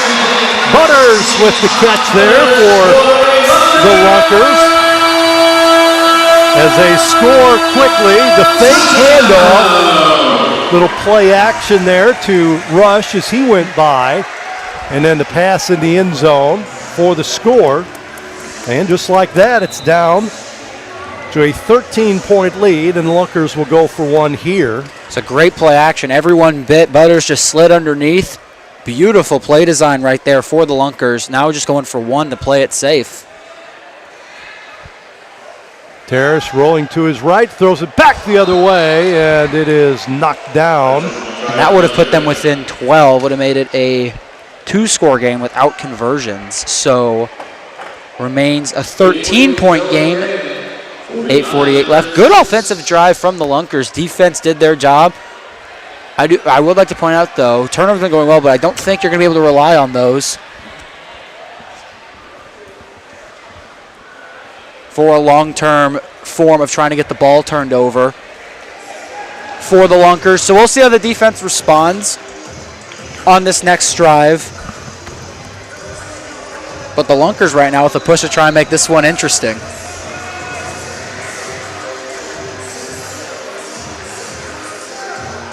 A throw off here, and again, Butters will be back in his own end zone to throw it downfield. Well, just as we had scripted it out, a couple of quick scores. Can they do it again? This one ends, and that's off his hands. Got to take it. Oh, cutting outside, got some running room. Some red jerseys cutting in, back out. And we have Hankey down on the field at about the 7-yard line.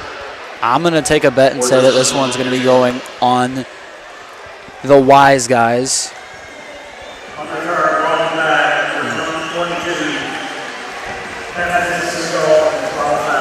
So inside the 5 once again for the Wise guys. Another chance again, a long way to go on the field.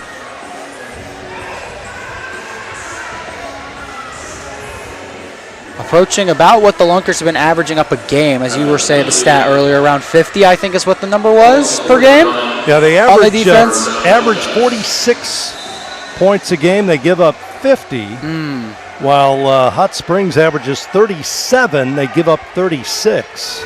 And that's exactly what the Lunkers have scored. Ambrose, quick hitter on the outside. And a quick hit on the play by the Lunkers defensively. First down for the Wise guys. That's Evans with the catch.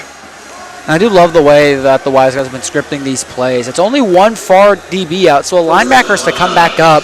And when you bring a guy in motion from the backfield and then another guy as a tight end to come up on just a quick out route, you pull 2 guys away, and it's wide open every time. Beautifully schemed by the Wise guys. 1st and 10, Ambrose dancing in the backfield. Ball caught on the right sideline. Terrell Brown with the catch. Gain of about 8 before he's pushed into the wall. Well, they have a very efficient passing game, don't they? They can go short, but they also have the long ball arsenal as well. They use these motions to come out as decoys, but then the one time they fake the pass, the safety can bite, and it leaves that one guy who's normally just used to pull the coverage out wide open on a deep ball. Another quick hitter. Oh, the ball gets away from Evans after the catch. He gets it to the 20-yard line of the Lunkers. Hit hard on that play. Lost the ball momentarily. Craig Travis with the hit defensively.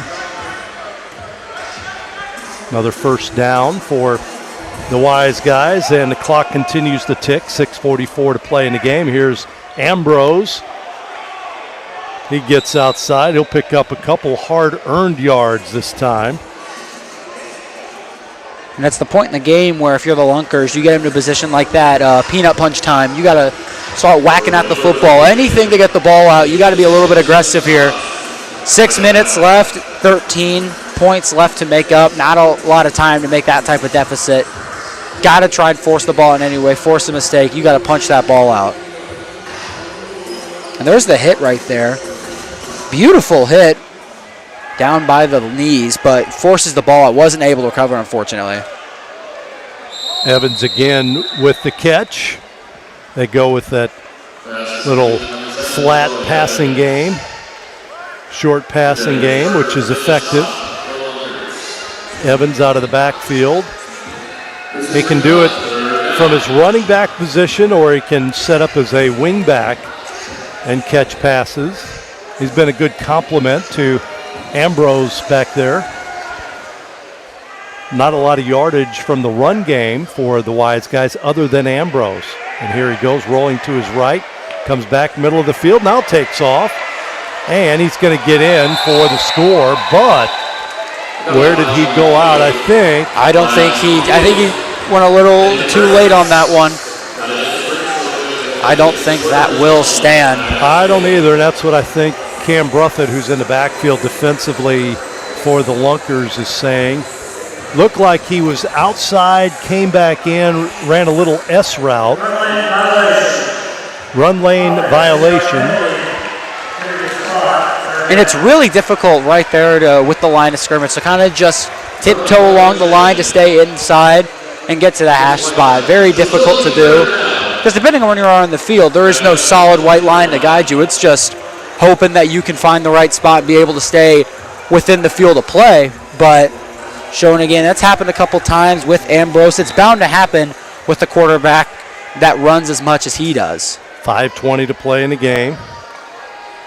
Ambrose dropping back. Boy, he's got some running room now. Gets outside, inside the 10.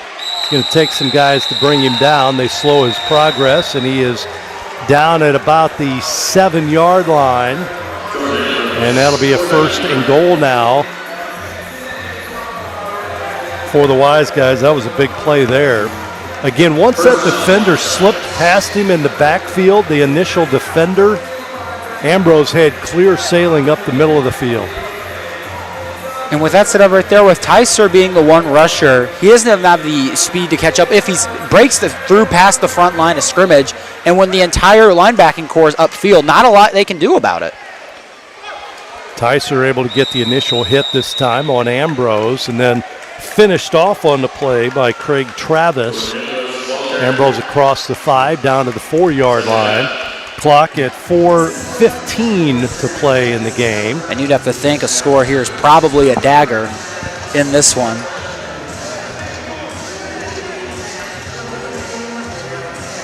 Second and goal. But again, turnovers have been found in this area for the Lunkers. So I wouldn't count them out yet. Yeah, that jump ball has not been as effective as they want. Here's the end around Evans. He'll lose yardage, a couple yards on the play. Trying to get outside. What I talked about, their running game has only been effective with Ambrose. Evans has not had as much daylight running the football. He's done a much better job as a receiver out of the backfield. Now you got third and goal from the 7, but again, you can run the ball from this spot outside the 5. That was a loss of 3 on that play. So still opens up the playbook. Ambrose looking downfield, and it is caught by Brown in the end zone. He was defended on the play by Daniel, but Brown held on with the head-first dive towards the wall. That was a heck of a play both ways. Defended well by Daniel, but a heck of a catch made on the head-first dive that time by Brown. It's good defense, great. It's just a better throw, though. That's in the right spot where he needs it to be. That's just one falling over, contested. It's in the perfect spot. Nothing you can really do about that one. Just got to tip your cap. You were there on his hip, got a handout, just was able to make the contested play. Going for 2 here. Ambrose rolling to his left, throws it up in the air, and it is caught. 2-point conversion caught. Who's going to get up over there? Again, that is Brown at 5'8". Brown out-leaps the defensive back and hauls that one in for the 2-point conversion. 57-36, the Wise Guys with 3:03 to play. And with that one, it is in any sports, in any league, especially with a sport like football, really hard to beat a team twice. Win the first one, Ozark Lunkers did, but they come back. That one might be the dagger currently. And a loss here, depending on how the game between the Goats and the Axemen goes, depends on where they end up in the standings now. Because should just still be 4th, which still, again, is a playoff bid, but you go in and then you're going to be playing who are the current number 1 and number 2 teams in the league for the next 3 weeks. You played Duluth twice and Iowa, which Iowa team already played and ended up losing to. So you already lost the first one with Iowa. So best case scenario, you split both series, you win 2 more. That leaves you at 4 wins. Hopefully that will keep you in 4th. It'll all depend on how Eau Claire and St. Joseph play. One of those teams will be at 2 wins, tied with the Lunkers. So we will see how that ends up and folds out. Throw off down to Mackey. Mackey going to try and return it for the Lunkers, and he'll go nowhere. Boy, they have neutralized him. Done a good job on Mackey. And again, adjustment from week to week, from half to half. But tip your cap once again to Bones Magante, head coach of the Hot Springs Wise Guys. Put together a good game plan defensively. Absolutely, especially after that first game where Mackey was a huge chunk of this offense for the Lunkers. Come back this week and you do a great job to neutralize his effect on the offensive side of the ball.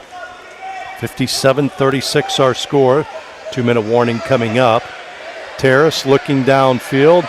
He's going to take off and pitches it at the last minute. They're going to go with the double pass, lateral. Mackey dives forward as they get it across midfield. Is that a flag over there? It might have been a technical forward pass on the one to Mackey. We'll have to look at the replay, but that's what I'm assuming the call is going to be on.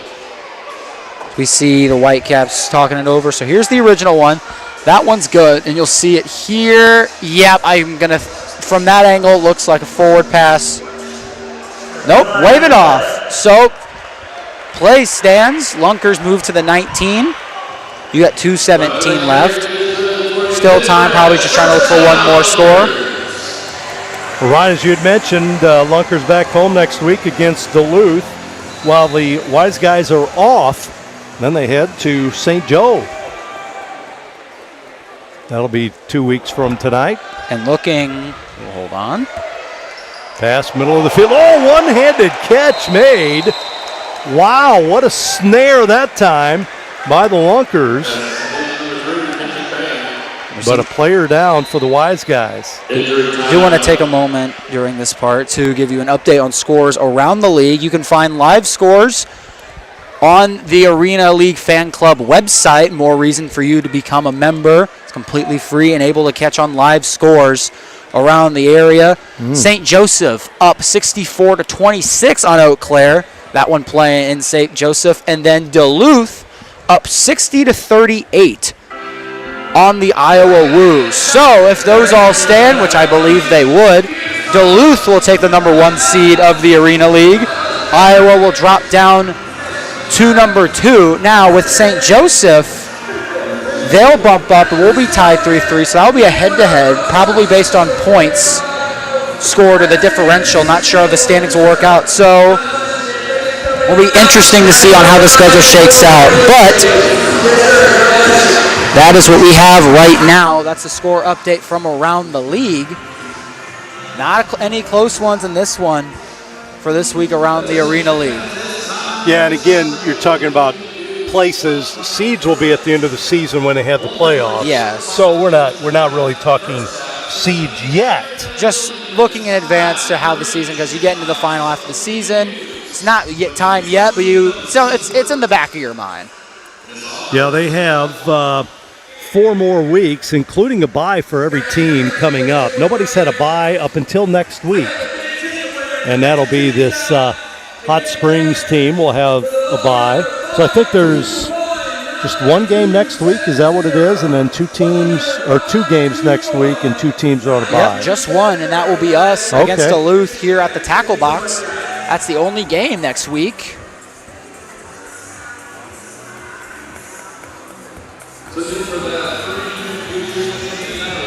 Oh, we have the 2-minute warning, so we need to take a break here. Again, 2-minute warning. We'll be back in just a moment. Don't forget to download the Fan Club app, join your home team. And in the quiet moments before dawn, champions are made.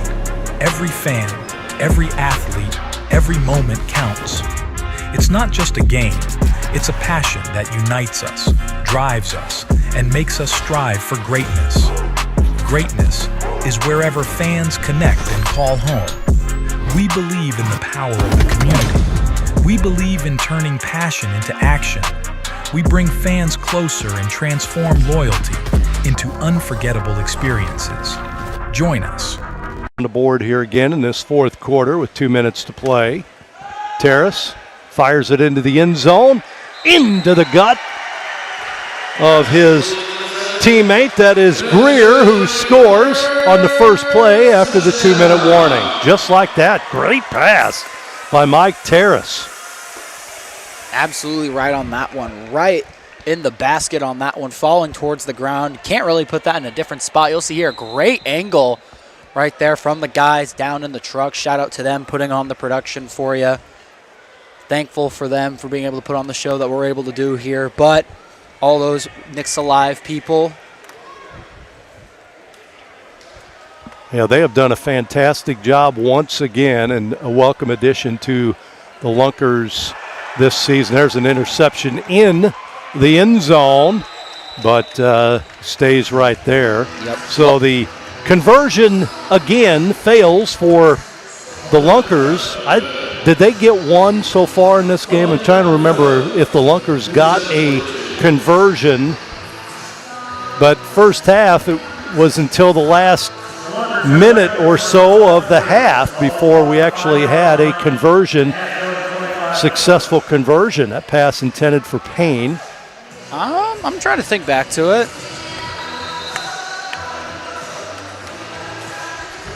I don't think so, because maybe one. I can't remember. That'll be something I'll have to go look back from the tape of the game after this one. So Lunkers the only home team to lose tonight in the league.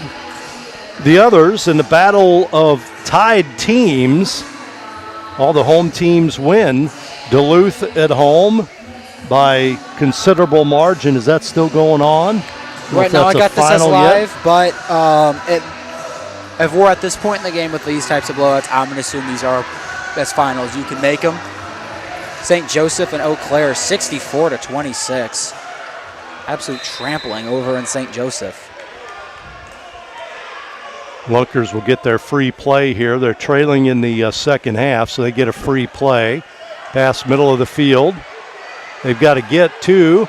There's a pitch back to Payne, but he drops the football. Picked up by the Wise guys. They had a chance to get the first down. They had a free play trailing in the second half.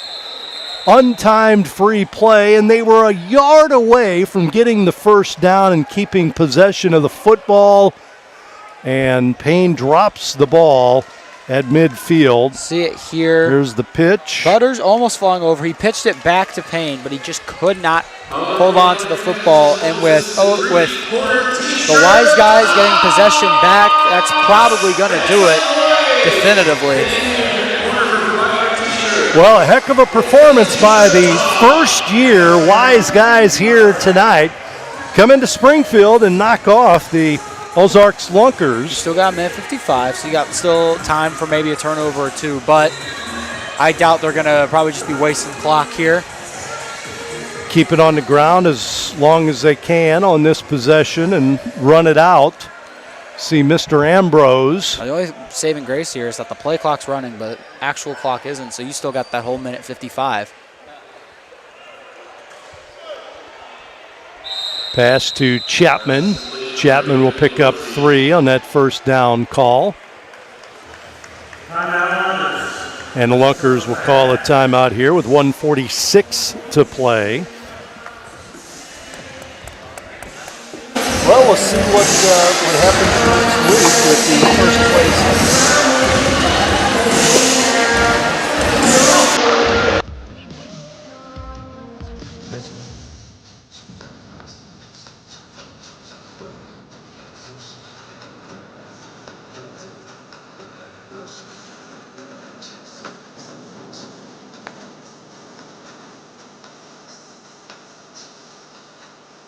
Your boots weren't made to walk, they're made to knock with my little case. He's fade off for 2 in that sunset, when that sunset gets real shady.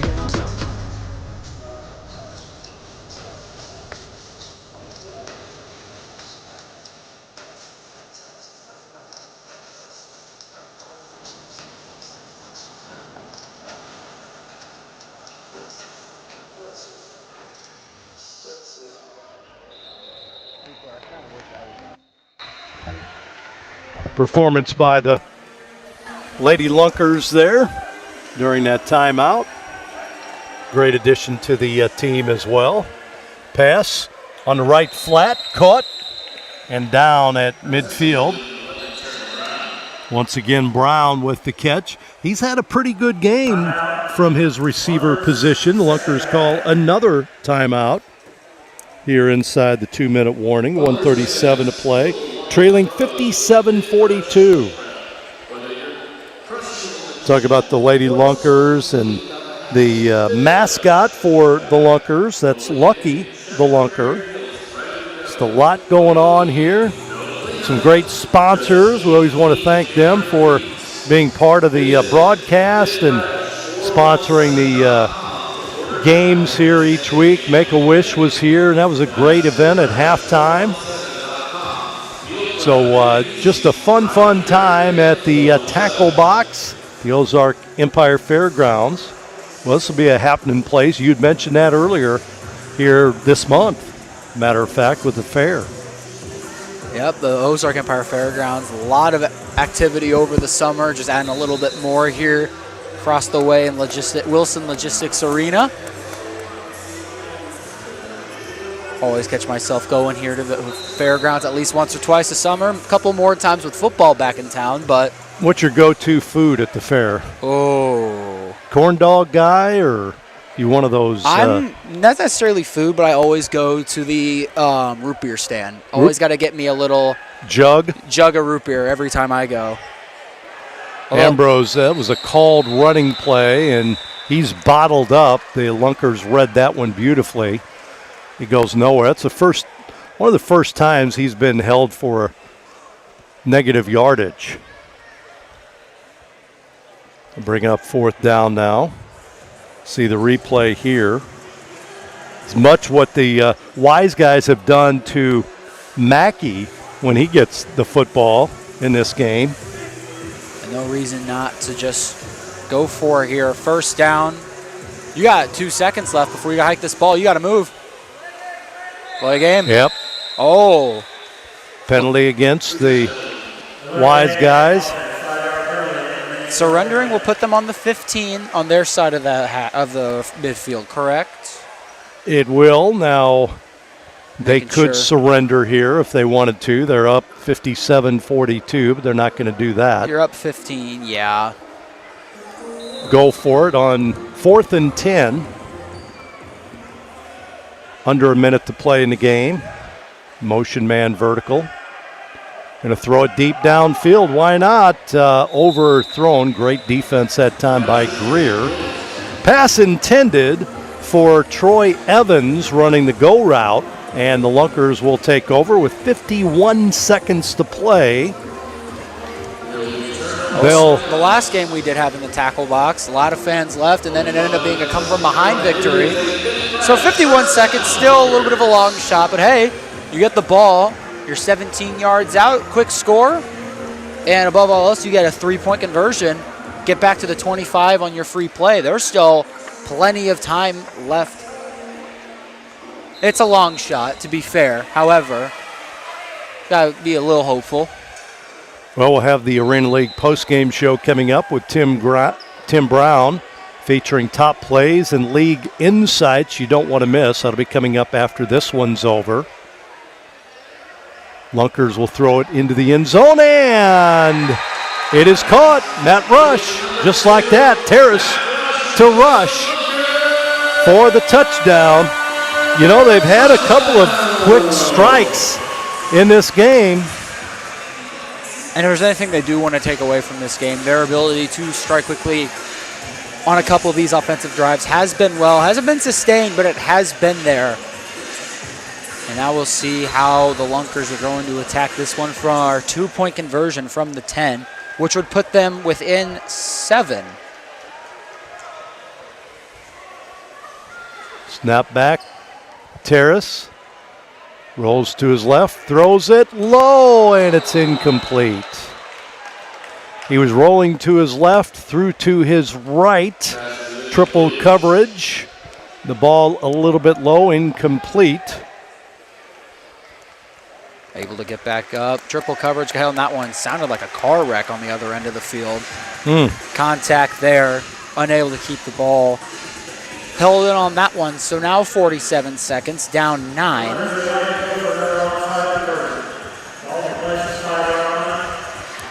Well, and now some late game rules maybe coming into play here. Again, if you saw it once earlier, they do get their free play, and they have to get 20 yards to the 25. We're only a yard short last time. Onside conversions. If a team is trailing in the second half, they may elect to attempt an onside conversion. The team will have one unlimited down with only the play clock moving, so won't lose time from the actual play clock from their own 5-yard line, and a 4th and 20. This is it right here. The team fails to convert. It's a turnover. So they got to get to midfield at least to make this successful. So this is a flag on the play. Onside. Again, they call this onside conversion. 4th and 20 scenario. If they fail to convert, the other team takes possession at the spot as a result of the play. So the Lunkers have to get to midfield here. And again, they trail by 9. 47 seconds to play. One of the new rules, that's why I carry this rule book with me everywhere I go. I knew that was part of the arsenal. You have one untimed play in the second half you can use. They did that earlier. Now they have the onside conversion, which I remember last year they did this and it was successful, and it ended up being a big play for the Lunkers and a come from behind win. Again, seeing what they're talking over, there was a flag thrown. Now players listening in, seeing what the call is, and Delay a game half the distance. So they still got to get to midfield or the 25. Terrace in the I'd send end pressure zone. here. I got some speedsters on the outside. Terrace being rushed. He's going to throw it short. He had the pressure coming. Went with a little cross defensively. Coming at Terrace on the play was Taylor Hunt quickly, and he had to get rid of that ball very quickly. Again, you can't throw it too high. Ideally, what you'd want to do when a guy's coming at you like that, throw it up in the air, give it some air. But you throw it up too high, downfield, and you're going to hit the ceiling. So now the Wise guys get it here with 47 seconds to play, and they can take a knee, and that'd be about it. Yep, and on a play like that especially, I mean, that much pressure coming in, you got two guys running downfield on two corners. You're better off just chucking that ball up in the air and hoping for the best. No one had their head turned on that one, falls to the ground, and yeah, probably just going to be a knee. Might even try and, if you're this close, they may even try and score. He will go down to a knee and see if they blow the whistle one more time. They'll slowly walk it up, put the ball there. The clock continues to tick. Remember, there's a 20-second play clock, which has already started, so they will probably be the last play right here, and he'll take another knee, and the final score will be 57-48. We will have the Arena League post-game show coming up with Tim Brown. There's your knee. Hey, fans, open the Fan Club app now to see if you made the fan highlight reel. Check your points and claim your rewards. Coming up next, we have the post-game show for Ryan Swanson, Tom Ladd. Wise Guys win it on the road over the Lunkers, 57-48. Till next.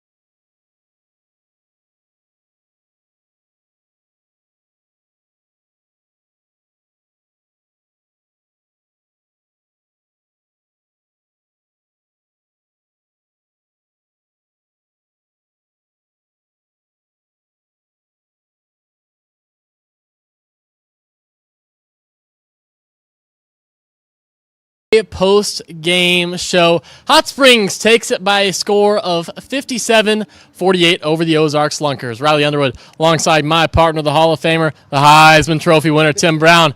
And a big part of that win for Hot Springs was the quarterback play, Jordan Ambrose. He had 9 total scores. That's right, 9 scores, 1 short of double digits, 6 through the air and 3 on the ground. They just could not stop that man, Jordan Ambrose, tonight. No, look, he was a beast out there. I mean, everything that he wanted to do, he was able to get done, and it was just the opposite for the Lunkers. They had a very difficult time offensively, trying to run the offense they want to run, and when that happens, you're going to get beat, and that's what happened to them tonight, unfortunately, at home.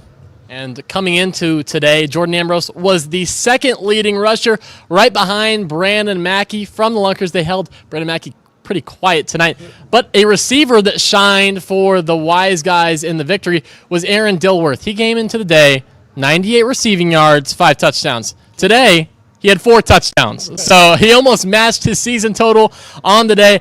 He was running streak routes. He was running slants, fades. It didn't matter. They weren't stopping him. It was the Jordan Ambrose to Aaron Dilworth connection all day today. Well, he told me he's going to show out for me tonight, so maybe I was a little inspiration for him. But look, man, this kid plays the game hard. He, like I said earlier, he doesn't want to catch the ball right here. He wants the ball all over his head, and he made a couple of incredible catches tonight, and looked very good. Looked very good out there tonight. Could have even had a couple more highlights if those penalties didn't call it back. Would have added on a couple more numbers. Would have given Jordan Ambrose that elusive double-digit touchdown as well.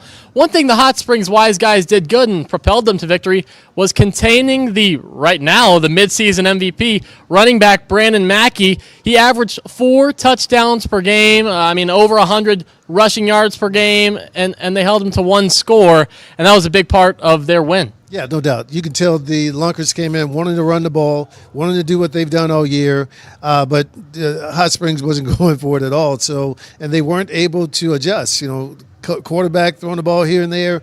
It was just a very difficult time for them. This is the running team. When they can't run, they're going to struggle a little bit. Mike Terrace stepped it up. He had to pass a lot today for the Lunkers when the running game with Mackey just wasn't going quite their way. He finished with 4 touchdowns on the air and 1 on the ground, along with a pair of picks as well. So not the most productive game, but those touchdown passes, they came a lot in the late game, especially to Matt Rush as well. He had 2 receiving touchdowns. He threw in a passing touchdown as well, the wide receiver position. Yeah, I think these quarterbacks, when they go back and watch this game, they're going to see some plays that they know they could have made if they had been a little bit more patient, let the thing open up for them. You got to anticipate where the open receiver is going to be sometimes. And I think they were waiting until they got open and then tried to throw the ball, and it's very difficult to get that done. And one player that stood out on the receiving end besides Matt Rush was Tom Butters, the tight end, number 16 for Ozarks. We were talking about it during the game. He caught 2 touchdown passes, but it wasn't just what he did on offense. He was doing it on special teams as well. Seemed like he was always the guy, the utility guy, as you call him, just always seemed to be at the end of the play. Yeah, guys like that you love to have on your team. He's going to do whatever he can do to help the team win, and he did all he can do tonight, that's for sure. So takeaways from this game, Ozarks, they return. They're the only game in action next week. They're at home again against Duluth, who's in action against Iowa right now. The winner of that game will determine who is atop the number 1 standings alone, because they're both 3-1 right now. Someone has to win. That's going to be a big game for Ozarks to host against the Harbor Monsters. What do they have to do? They're under 500 right now to bounce back against the defending champions. Well, look, the Duluth team, we've seen them a couple times this year. These guys are going to come in here and they're going to throw the ball around. They're going to do what they need to do to try to win the game. They got that 2 quarterback thing going there, so it's going to be a tough game playing Duluth, no doubt about it. But look, they can be beat. They've been beaten already this year, and I think you just have to lock into what you're trying to accomplish and go from there. Duluth has 2 quarterbacks, Hassan Brockman and Javante Johnson. They've been successful, but sometimes the saying goes, when you have 2 quarterbacks, you have no quarterbacks. Is that the case here at Ozarks? Look, I think the Ozarks have to find a guy that can make this thing happen. Look, I thought Terrace played relatively well. I think he's inexperienced. I think a couple plays he could have made, he didn't make. Hopefully when he sees those plays on film, he'll be able to say, oh, I know what I did. I know I wasn't patient enough. I didn't anticipate that guy coming open. You and I at the same time say, he's right. He's right there. And he threw the ball someplace else. So it's one of those things that you have to be comfortable in that position. And it's going to be tough when you got these big guys trying to, hit you in the back of the head. So, but overall, I thought he played a good game. Just got to get a little bit more experience and understand where his receivers are going to be. Then on the Wise guys side of the ball, there was a lot of trash talk going back and forth all game long, especially between number 12, Rath Carter, and the running back for Ozarks, Brandon Mackey. They were chirping a lot during the game. But really that defense for Hot Springs, they just fly to the ball. They were getting stops, and Ozarks wasn't getting any stops on their defensive side. So for Hot Springs, as they go into their bye week, what do they have to focus on a little bit? They get their rest, but they're coming off a well-needed victory after they lost to this Lunkers team last week. What do they need to focus on in the off week? Look, man, I think they need to come up with more plays for the quarterback to run the ball. I really do. I think the way this kid can run the ball, once he gets up into the secondary, he's almost unstoppable. So I think, he's great at not getting tackled. When the defensive guy gets a hold of him, he's able to get the ball away some kind of way, even if he throws it away. And most of the time he's making positive plays. So I just think, they need rest him up, make sure he's ready a couple of weeks from now, and let's go back to work because this kid is playing great football. Jordan Ambrose, definitely the player of the game in this one, taking the win against Ozarks, 57-48. Hot Springs pulled away late to take the win on the road against the Lunkers. Thank you for tuning in to the Arena Game Day post-game show. For Riley Underwood, for my partner Tim Brown, thank you for joining us. Have a blessed night.